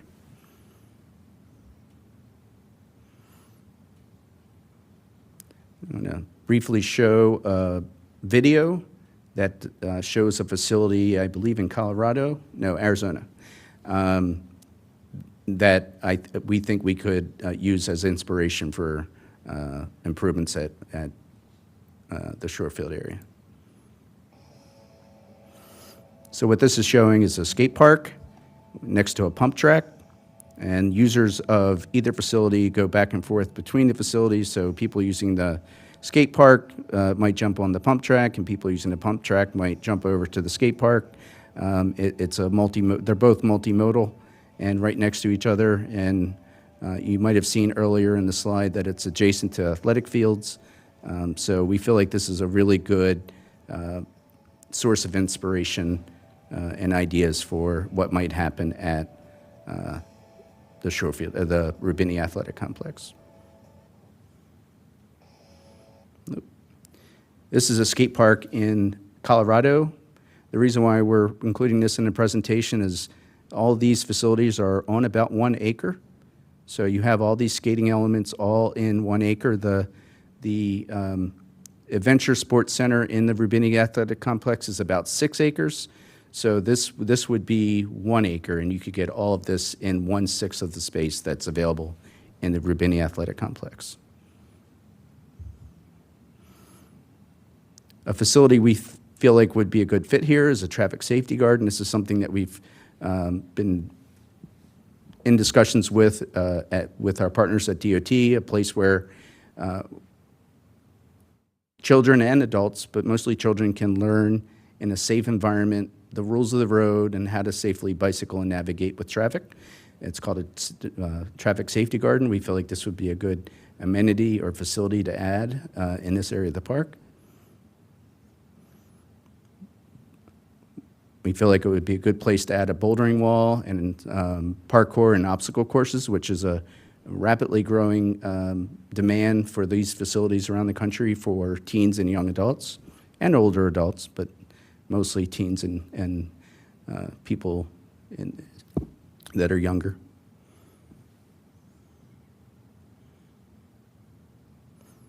Lots of space to gather and hang out, including Wi-Fi and places where people can gather and do a variety of things, including schoolwork.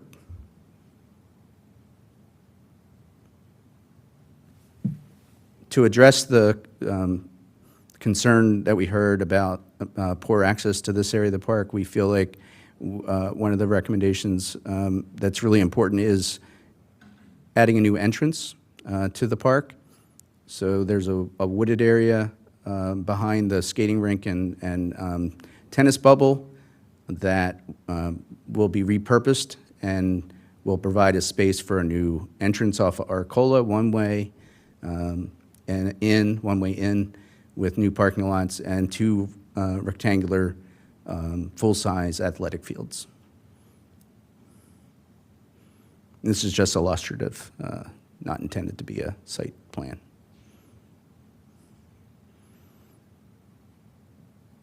Number of sport court recommendations in the plan, converting several of the tennis courts to pickleball courts, which is one of the fastest growing sports in Montgomery County, if not the fastest. So we want to provide, we feel like this is a good place to provide lit pickleball courts, because these tennis courts are not near homes. And one of the complaints we sometimes get about pickleball courts is that the noise is too close to homes. So we feel like this is a really good location to add some pickleball courts and also upgrade the basketball court to make it more usable and more attractive, and then convert the handball courts to a soccer court.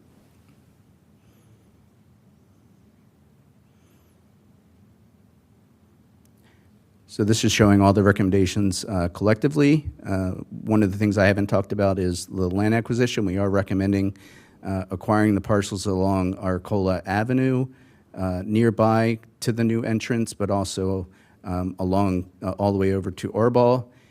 This not only provides more usable park space for facilities, but more importantly, one of the things we heard from the community and park users is that the park isn't very visible.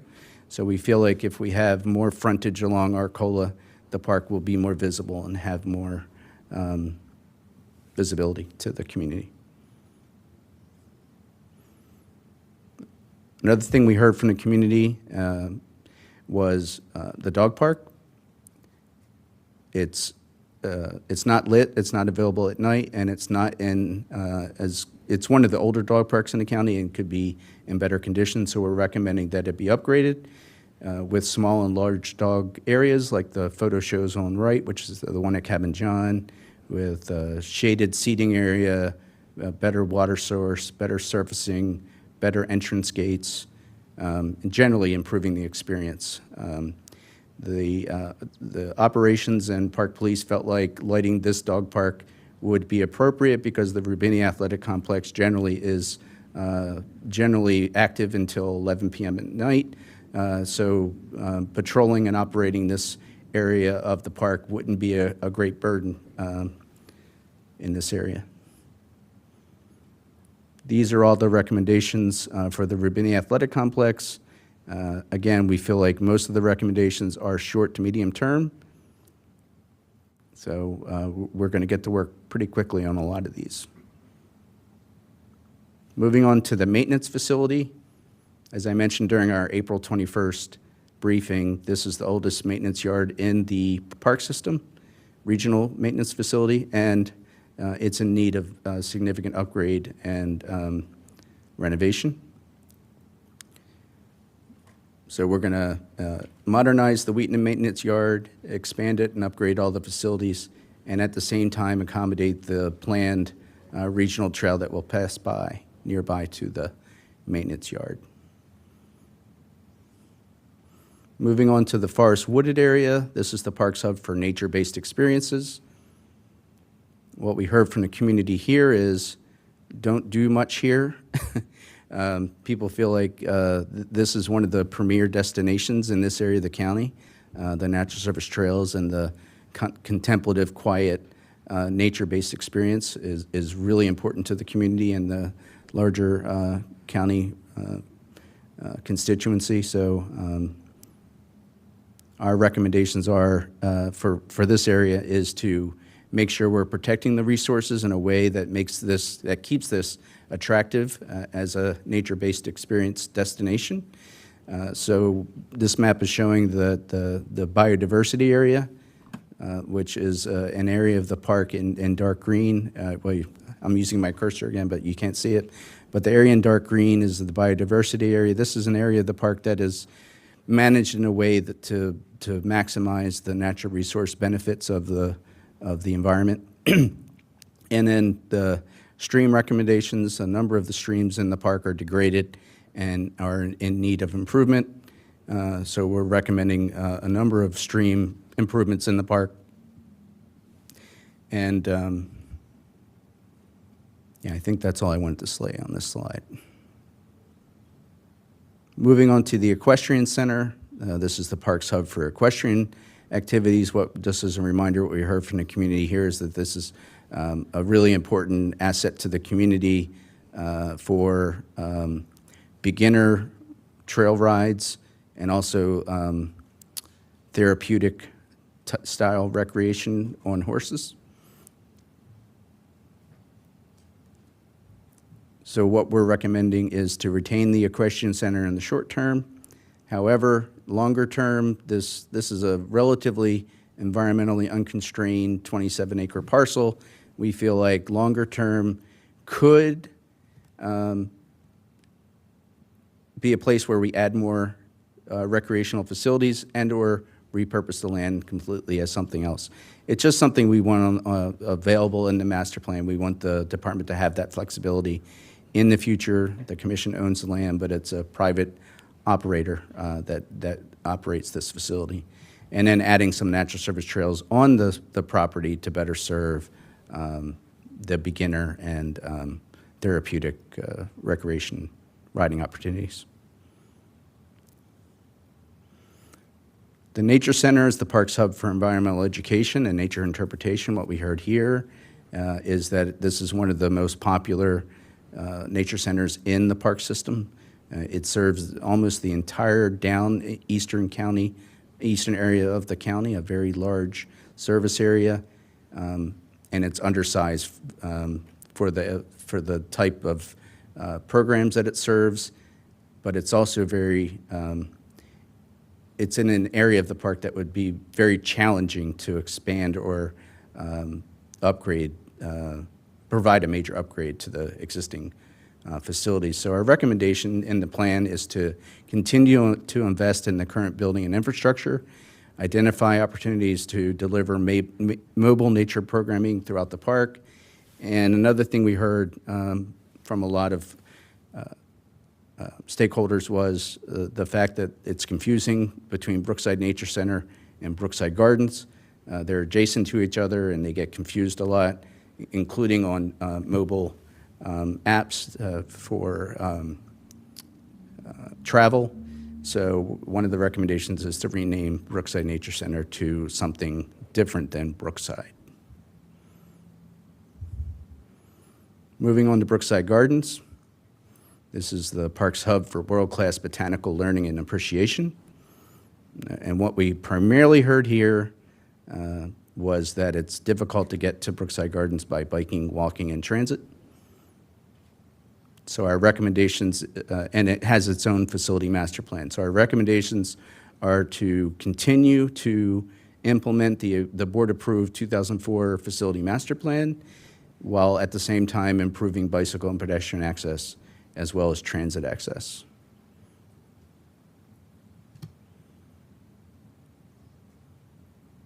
Our draft recommendations for natural and aquatic resources, as I mentioned previously, we want to preserve and protect the forest and biodiversity area and minimize impacts to popular birding areas. And for aquatic resources, we're going to rehabilitate degraded streams and improve stormwater management throughout the park. For public safety, we're going to make it, we recommend that the park feel more welcoming. We want to add more signs, design future park improvements using crime prevention through environmental design principles, and to install emergency phones at select locations throughout the park. Almost done. Implementation, as Hujong mentioned earlier, many of the recommendations in the plan we feel like are ripe for going straight pretty quickly or almost straight into implementation without coming back to the board because of the extensive outreach that we've already done. So the recommendations that you see here on this slide are things that we think we can get done rather quickly, meaning in the next 5 years or so, 5 or 6 years within the next CIP cycle. But there are a number of projects that will require more detailed facility planning, more public engagement, and board review and approval. That includes the upgrade to the maintenance facility, the Adventure Sports Center in the Roubini Athletic Complex, the new entrances, circulation and parking off of Arcola Avenue, and the rectangular field development. And that concludes my presentation. I'll now entertain questions and comments. I had a quick comment slash observation. First of all, great job. This is really exciting to see this plan move forward, and also the vision of the future. One of the things I learned recently as a best practice, and I think a lot of jurisdictions are doing this across the country, is creating more of these kind of bite-sized projects that can be easily funded. So sometimes in Montgomery County, I think it's kind of like an all or nothing approach. So I think as part of this project, I think the more we can create some of these like smaller PDFs, within a PDF or however you want to structure it, whatever makes sense for the Parks Department, I think would be helpful. I also think for this plan, based on what we're looking at, I think priority one really needs to be the adventure park. That is something that I think will not only showcase what you're trying to do here, but will have an immediate kind of gratification from the public. That you're going to see a response that's going to be very favorable. So I think that plus some of the natural surface trail connections that you're talking about, I think those two, if there's going to be an implementation portion of this plan, I think those two should be up there. And I think we already have some bond money that we have to spend that could be used for that. So to the extent that we can do that, I think that would be very important. So I think you hit on two complementary ideas that are embedded in what Chuck just presented, and particularly the implementation slides at the end. One is we're not going to wait. Once this plan gets approved, we have a PDF ready to go, and of course we hope to, increase the funding for it over time. But we have some projects teed up ready to go. Other things are really short term. We have our existing level of effort funding for our natural surface trails. We're going to be ready to go right away on that. The other piece is the kind of the signature scale and making investments in some of the bigger things like the Adventure Sports Park. And we also are raring to go on that and are excited about the the funding potential for that, but that, of course, is, that's a large-scale project. So we're going to be working on 2 tracks, trying to make sure we can do a lot and level of effort and the initial PDF funding, and then continue to build momentum and support and funding for those larger projects. So I think those are Sure. both. And even within in the the plan. adventure park, to the extent that you can even separate that into phases, I think that's another idea, is just to get the momentum going. Because like I said, I think sometimes, we have these ambitious projects and, if we don't get the funding for the entire portion of it, I mean, I know so much of this relies on design and engineering, and so sometimes you can't do that. But to the extent that you can kind of create these bite-sized projects that we can fund quickly, that we can see things, be realized, I think that's going to be really important. But otherwise, great job.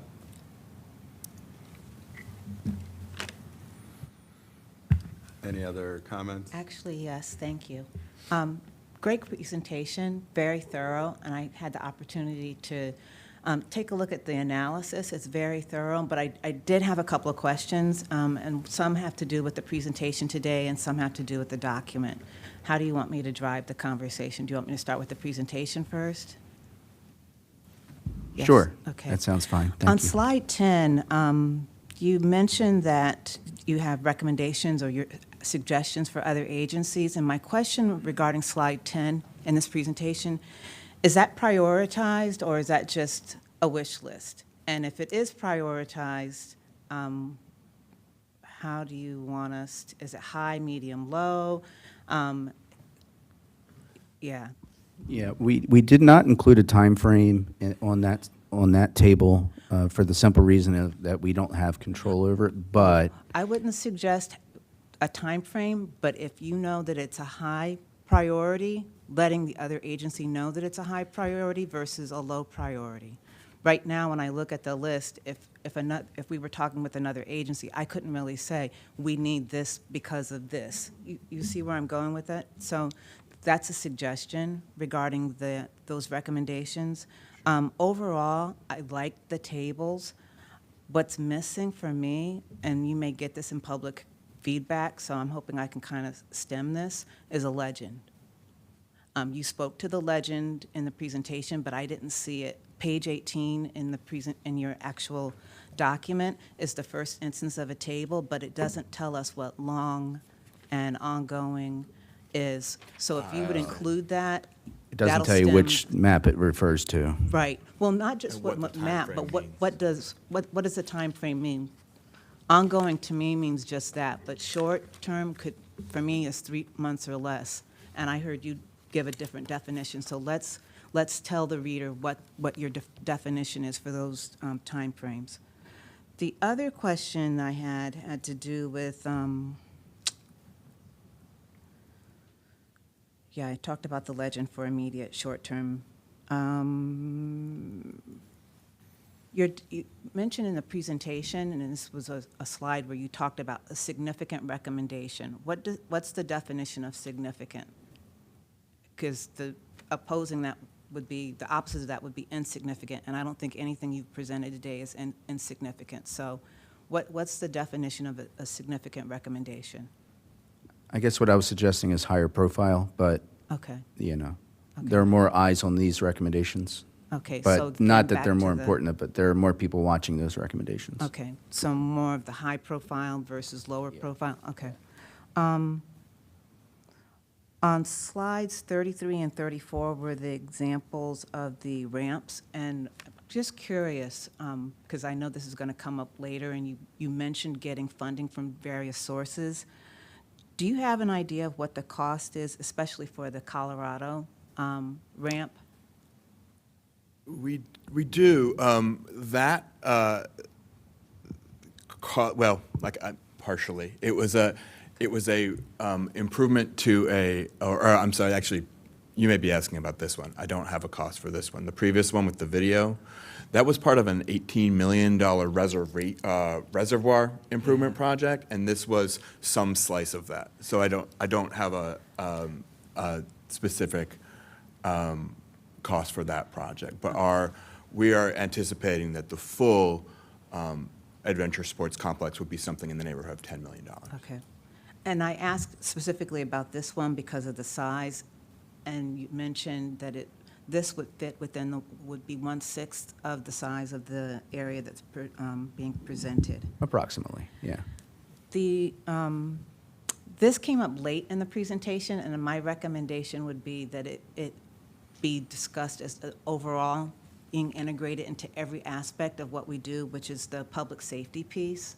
And I'm probably going to pronounce this acronym wrong, but I'll call CPTED? SEPTED. SEPTED, okay. Let's make sure that that's first and foremost, so that the public knows whether it's a dog park or we're talking about a trail, that public safety is paramount. And it's not an afterthought. I know you were trying to show us all the tables, and there were a lot, but let's make sure that that's up front. I think the other question I had, and it wasn't mentioned, any thoughts regarding Wi-Fi? As far as, because that is something that we see in some parks where the Wi-Fi is not just for public use, but also for public safety use and triangulation if someone needs assistance. Yes, that is something we talked about both with our park police representatives on the plan, but also with operations. We do feel like there is available internet infrastructure, whatever the word is, in this area of the county where we feel like we can upgrade and provide Wi-Fi service in much of the areas of this park.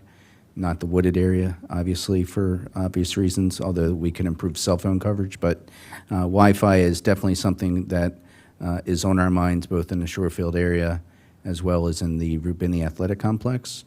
I can't speak for Brookside Gardens, but my guess would be they're also thinking about it as well.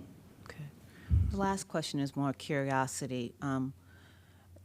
For those who did not like the use of Brookside for the Nature Center, were there recommendations as to what might be more suitable instead of, or more appealing versus Brookside? Folks that didn't like Brookside as a nature center location? No, the term Brookside. Oh, in the the name. presentation, you indicated that people didn't like it was Oh. confusing. Yeah, well, we heard from both Brookside Gardens users and also staff, people who would like to eliminate and avoid the confusion of people arriving at Brookside Gardens when they meant to arrive at Brookside Nature Center and vice versa. I think the question is, do we have brainstorm ideas for what the name might Oh, what the new name might be? No, we haven't thought that through yet, no. Okay. No.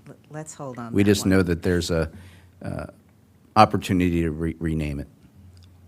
I should note, just because it came up, that we also got comments about some of the trail names, and so we're looking at potentially some of the recommendations in the plan refer to the Arcola Trail and say current name, because we're looking at potentially renaming it. I mean, but we'll, I'm sure, create committees and committees to figure that out, but those are pending. Just one comment on the Brookside. If you're changing the name, maybe you want some national recognition.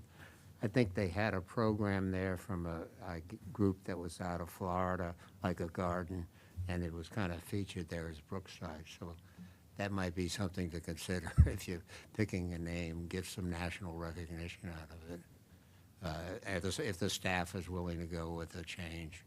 The other comment I had, the connection to Sligo Creek Parkway to the south, is that pretty well established, or are you doing anything to bring the two together? You may be aware that the hard surface trail is in very poor condition. Okay. And that's an ongoing project. And that's about what you're doing to make that connection? Great, Yeah. Good, thank you. Well, I wholeheartely endorse the idea that the plan ought to focus on the priority of getting this adventure park built, because we got $2.5 million and we got to spend it, and it's for that purpose. And B, I do think Parthap is correct to say it's not just that it will attract a lot of interest, but I think once you do that, it will build support for the other things that you're trying to do, because it gives people that, I think it really brings home the idea that it's trying to not simply work around the edges of the existing park, but to try to transform this park to make it something really just qualitatively at a different level than it is today. And nothing does that like this piece of this plan. I would like you to ask you to go back on the that little connection from Arcola to the Nature Center, because I get it that some people don't like to be dealing with bikes while they're trying to, appreciate the interpretive experience. But really, I think if you sign that as illegal to bikes, you're going to get a lot of bikes on it anyway, because, unless you're going to put up a gate and start handing out keys or something, there's just really no way to stop it. And I just think it sort of invites some user conflict that's not really necessary. And so I just ask you to go back and look. Is there, a way to build a parallel trail, to widen the trail, to do something to provide that more direct connection? Other than that, I love everything about the plan, and it's exemplary in every respect. Thank you. Any other comments or questions? All right, very good. Thank you all for all your work on this. Okay, we are asking that you approve this as the public hearing draft and schedule the public hearing for Yes. Can we get a May motion to 19th. approve this document as the public hearing draft? So moved. Somebody wanna Jerry second that? says she second. All in favor? Aye. Aye. Opposed? That is approved. Thank you very much. Yeah, it looks good. Thank you so Very much. Outstanding. Thank you. Great job.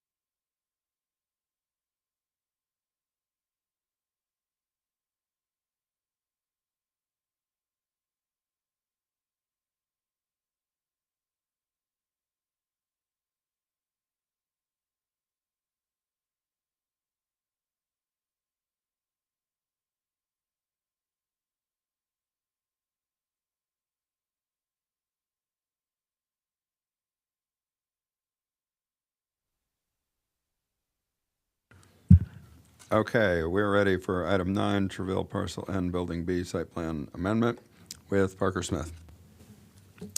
Good afternoon. For the record, Parker Smith, Mid-County Planning Division.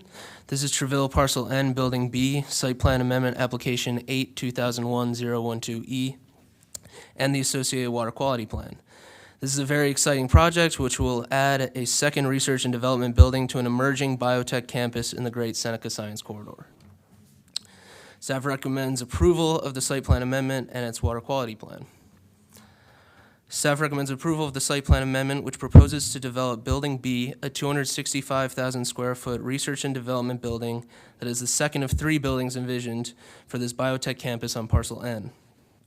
Also proposed in this amendment is parking garage P2, which includes 622 parking spaces that will serve Building B.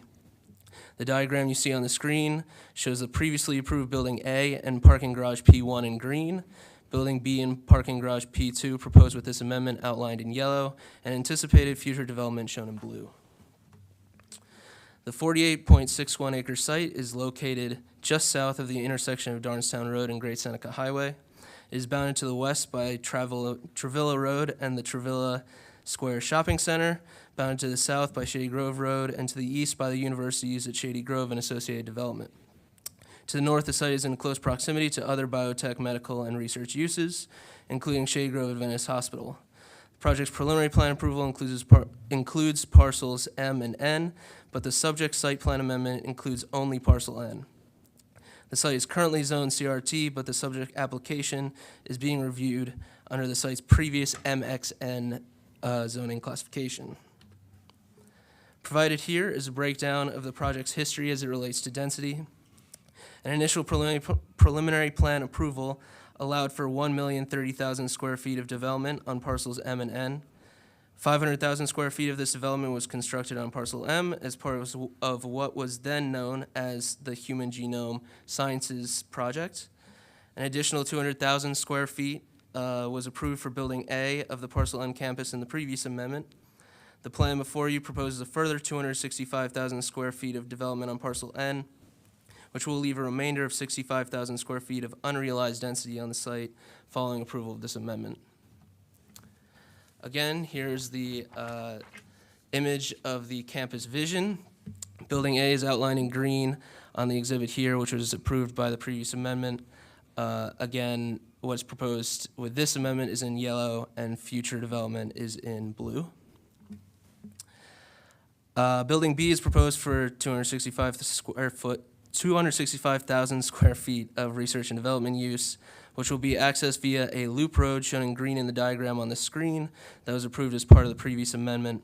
Also included in this amendment is parking garage P2 with 622 parking spaces.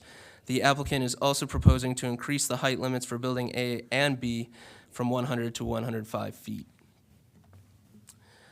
The original development plan for this site set limits for maximum impervious surface and minimum green area, both of which are met with this application. The maximum impervious area was set at 18.6 acres, and the proposal meets this requirement with 16.4 acres. The minimum green area was set at 62%, and the applicant is providing 70%. Site is within the Piney Branch Special Protection Area, and therefore a water quality plan is required, which the applicant has provided as part of this amendment. I'll now hand the presentation off to Natasha Fahim to discuss the design highlights of the project. Thank you, Parker. Good afternoon, the board, the audience in person and online. For the record, I'm Natasha Fahim, the urban designer of Mid-County. At this point, I would like to highlight some of the main design improvement that this project has achieved through the constructive dialogue that the staff had with the applicant. What you see on the screen is a layout of the site, which shows a series of the open space around the Building B with a different characteristic and a purposes. So I'm going to walk you through those. What you see as marked as a red area is an axial urban courtyard between the two office buildings and the two garages. Building A and B frame this interior courtyard amenity and provide areas for gathering, socializing, and sharing ideas for this life science center. Landscape groove and green lawn panels with urban bioretention area create passive spaces for rest and contemplation At the same time, the paved area with outdoor seating, structure, planter, and the shading devices, as well as water feature, provides a great gathering spaces, as you see on the image on the top left. A series of internal connection and a pathway through the central courtyard creates a very strong pedestrian circulation between these buildings, the office buildings, as well as the parking garages and the surrounding area. These paths along the central courtyard, minimizing the walking distance between the office building and garages, and create a very safe and pleasant pedestrian environment. What you see on the plan that marked as a green is the naturalized loop around the campus that connects the Great Seneca Highway to the north in later phase, as Parker mentioned. Lush landscaping patterns, curvilinear paths, and very nice landscape stormwater management facilities around this loop define the perimeter of these biotech campuses, similar to the photo that you see at the bottom. The area that's marked as purple is the drop-off plaza, consists of the hardscape and landscaping element that introducing the entryway to the building, and which helps to not appear to be like an auto-oriented entrance, and it create a very like an urban plaza in front of the building C. And you see the image on the bottom left side, how it can be envisioned. The area that marked as a blue is the open space located on the northeast of the site along Darstown Road, which will be part of the future phase along with the extension of the Great Seneca Highway into the Loop Road. The applicant already shared their ideas and design of the open space with the staff, which I will walk you through it in the next slide. So what you see in these drawings are the initial design of this active open space along the Darstown Road. Considering the size and location of this open space, it has a great potential to become a gathering space for the broader community. Within the 5 minutes walk from this open space, there is Children's Montessori School, Gardens of Travail, Senior Housing, and University of Maryland Shady Grove campus. This open space will be the civic green for the plan area with various intergenerational programming, active recreation, and passive spaces. Entryway and site signage along the edge of this space will create a very inviting frontage for this open space. Seating areas along the park also provide a safe and pleasant environment for walk and explore the different areas. The central lawn, as you see on the rendered plan, provide a very flexible open space for community gathering, concerts, movies on the lawn, and also recreation purposes. You can see at the top images are the inspirational images that the applicant has shared with us that help them through the design of the space, and we look forward for the next round on the next phase to see this place getting further defined. Next, please, Parker. As my colleagues Parker mentioned, Building B will be the second building of this three-building plan for Parcel N.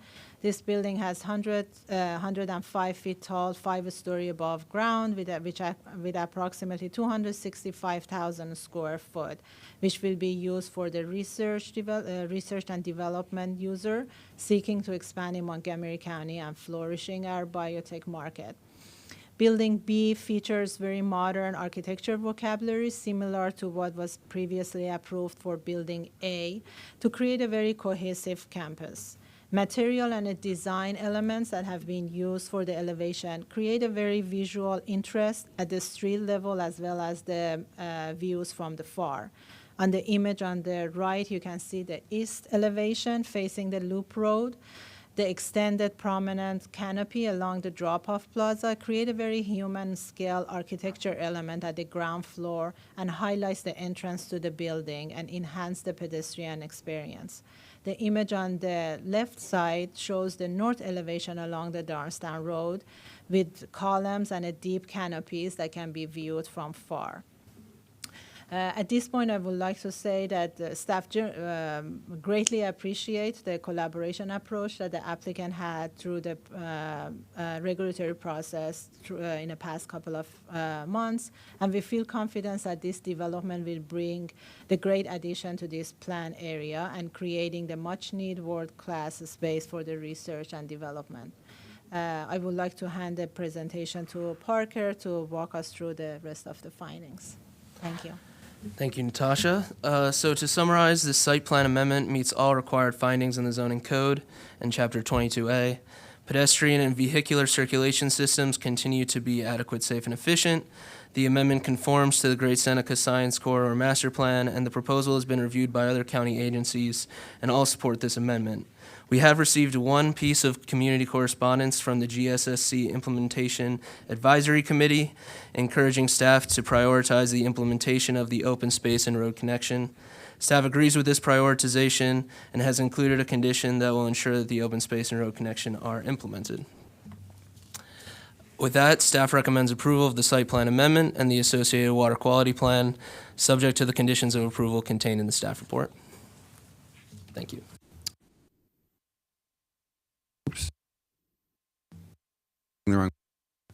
There we go. Does the applicant have anything to add to that? Patrick O'Neill, on behalf of the applicant, Alexandria Real Estate Equities, with the law firm of Loach, Hurley & Brewer. We have our team available to answer any questions, but otherwise are in agreement with staff as it relates to the conditions and their overview of the plan, and also our appreciation for the cooperation of staff in getting us to this point, and look forward to cooperatively moving forward on the next phase, which is Building C. And I would like to note that Building A and Parking Garage 1 are already under construction. So we look forward to hopefully getting an approval today and moving forward with this really exciting campus. Any comments or questions from the board? Yeah, Jerry says, you have one question. In terms of the open space that's provided there, there's no potential development on that at all. Is that a taxable property to the property owner, or is that a parkland or proposed park? And I guess the question I had, given all this growth, you have the University of Maryland there with their multiple colleges.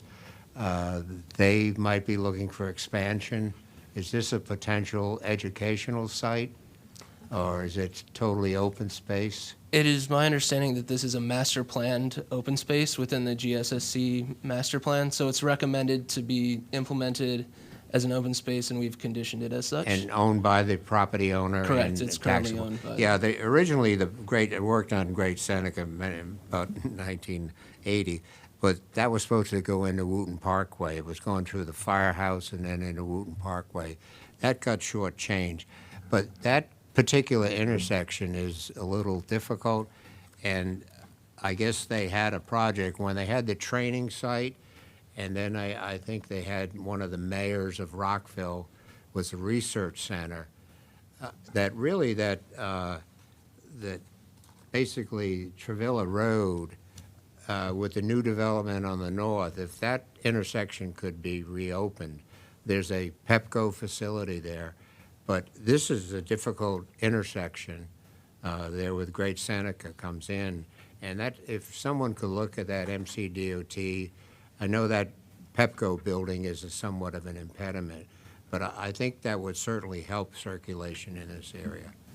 Yeah, so this next phase of development, we do anticipate requiring a preliminary plan, assuming that the plans for Building C look something similar to what we're seeing now. And at that point, DOT and other agencies would all be weighing in on the logistics of the actual Travilla Great Seneca connection, I wouldn't put it on the developer so much. It just seems to me a county project that, given that the approval on the north side of 28 for all that development, I think that connection would be very valuable. And, getting to the hospital complex, et cetera. Right. So if you could take a look at that, I appreciate it. Absolutely. But a great project here. I just had some quick comments. First of all, great project. I love the renderings. Exceptional design just from what I can see. on the screen, the way the building itself has been broken up, and then, of course, the interesting features on the first floor really are spectacular, as well as the open space, which I can see already based on the other community structures that are close by will be able to use it. I think creates a synergy that we'd like to see, that these kind of research and development buildings are a part of the community and will be able to interface with the neighbors, which I think is really important. I also just want to stress this is this is a really important project. I mean, we have 530,000 of development on this parcel. We already have 500,000 on the previous parcel, so you're looking at 1 million plus. And I think this is the kind of growth we want to see. It's an exciting sector. The kind of work that's coming out of Montgomery County is really can save lives all over the world. And I think this is just spectacular. And I think we should recognize that. I mean, I would love to see even a press release or something. I mean, this is really important. I think this is the kind of project that probably doesn't get as much coverage as it should, but this is just incredible. So, Yeah, I think sure.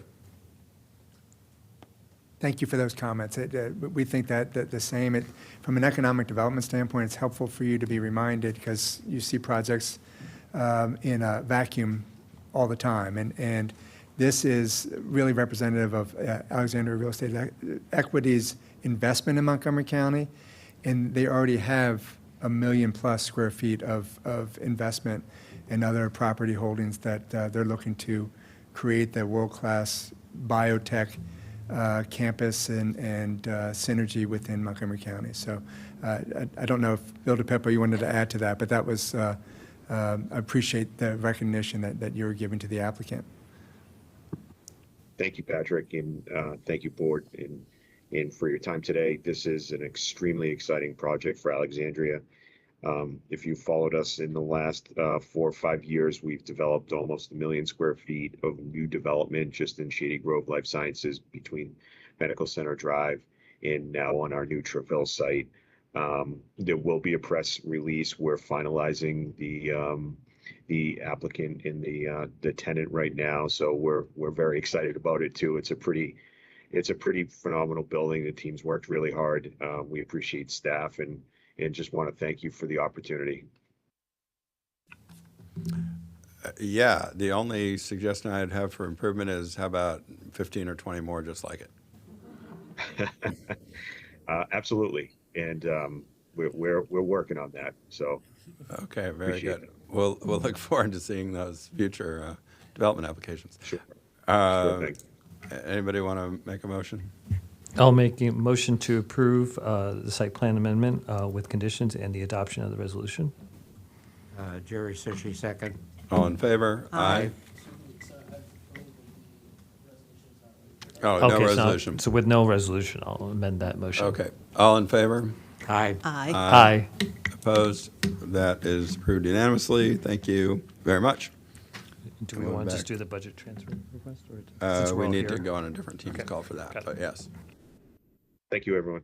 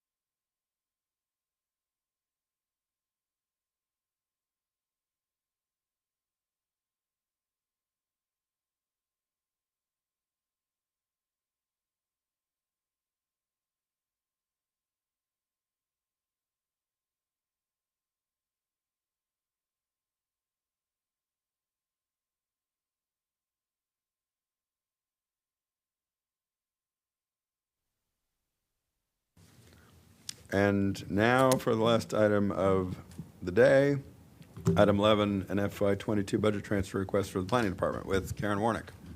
Hi, good afternoon. For the record, my name's Karen Warnick. I'm the Division Chief for Management Services for the Planning Department. Recently, the Planning Department, in conjunction with the Department of Finance, prepared our FY22 projections for the remainder of fiscal year 22. And in those projections, we estimate that we will have personnel savings of roughly $700,000. And we would like to do a budget adjustment to move those, reallocate those funds to better position ourselves in FY23 and beyond. Any budget adjustment over $100,000 requires planning board approval, which is why we are here today, seeking that approval.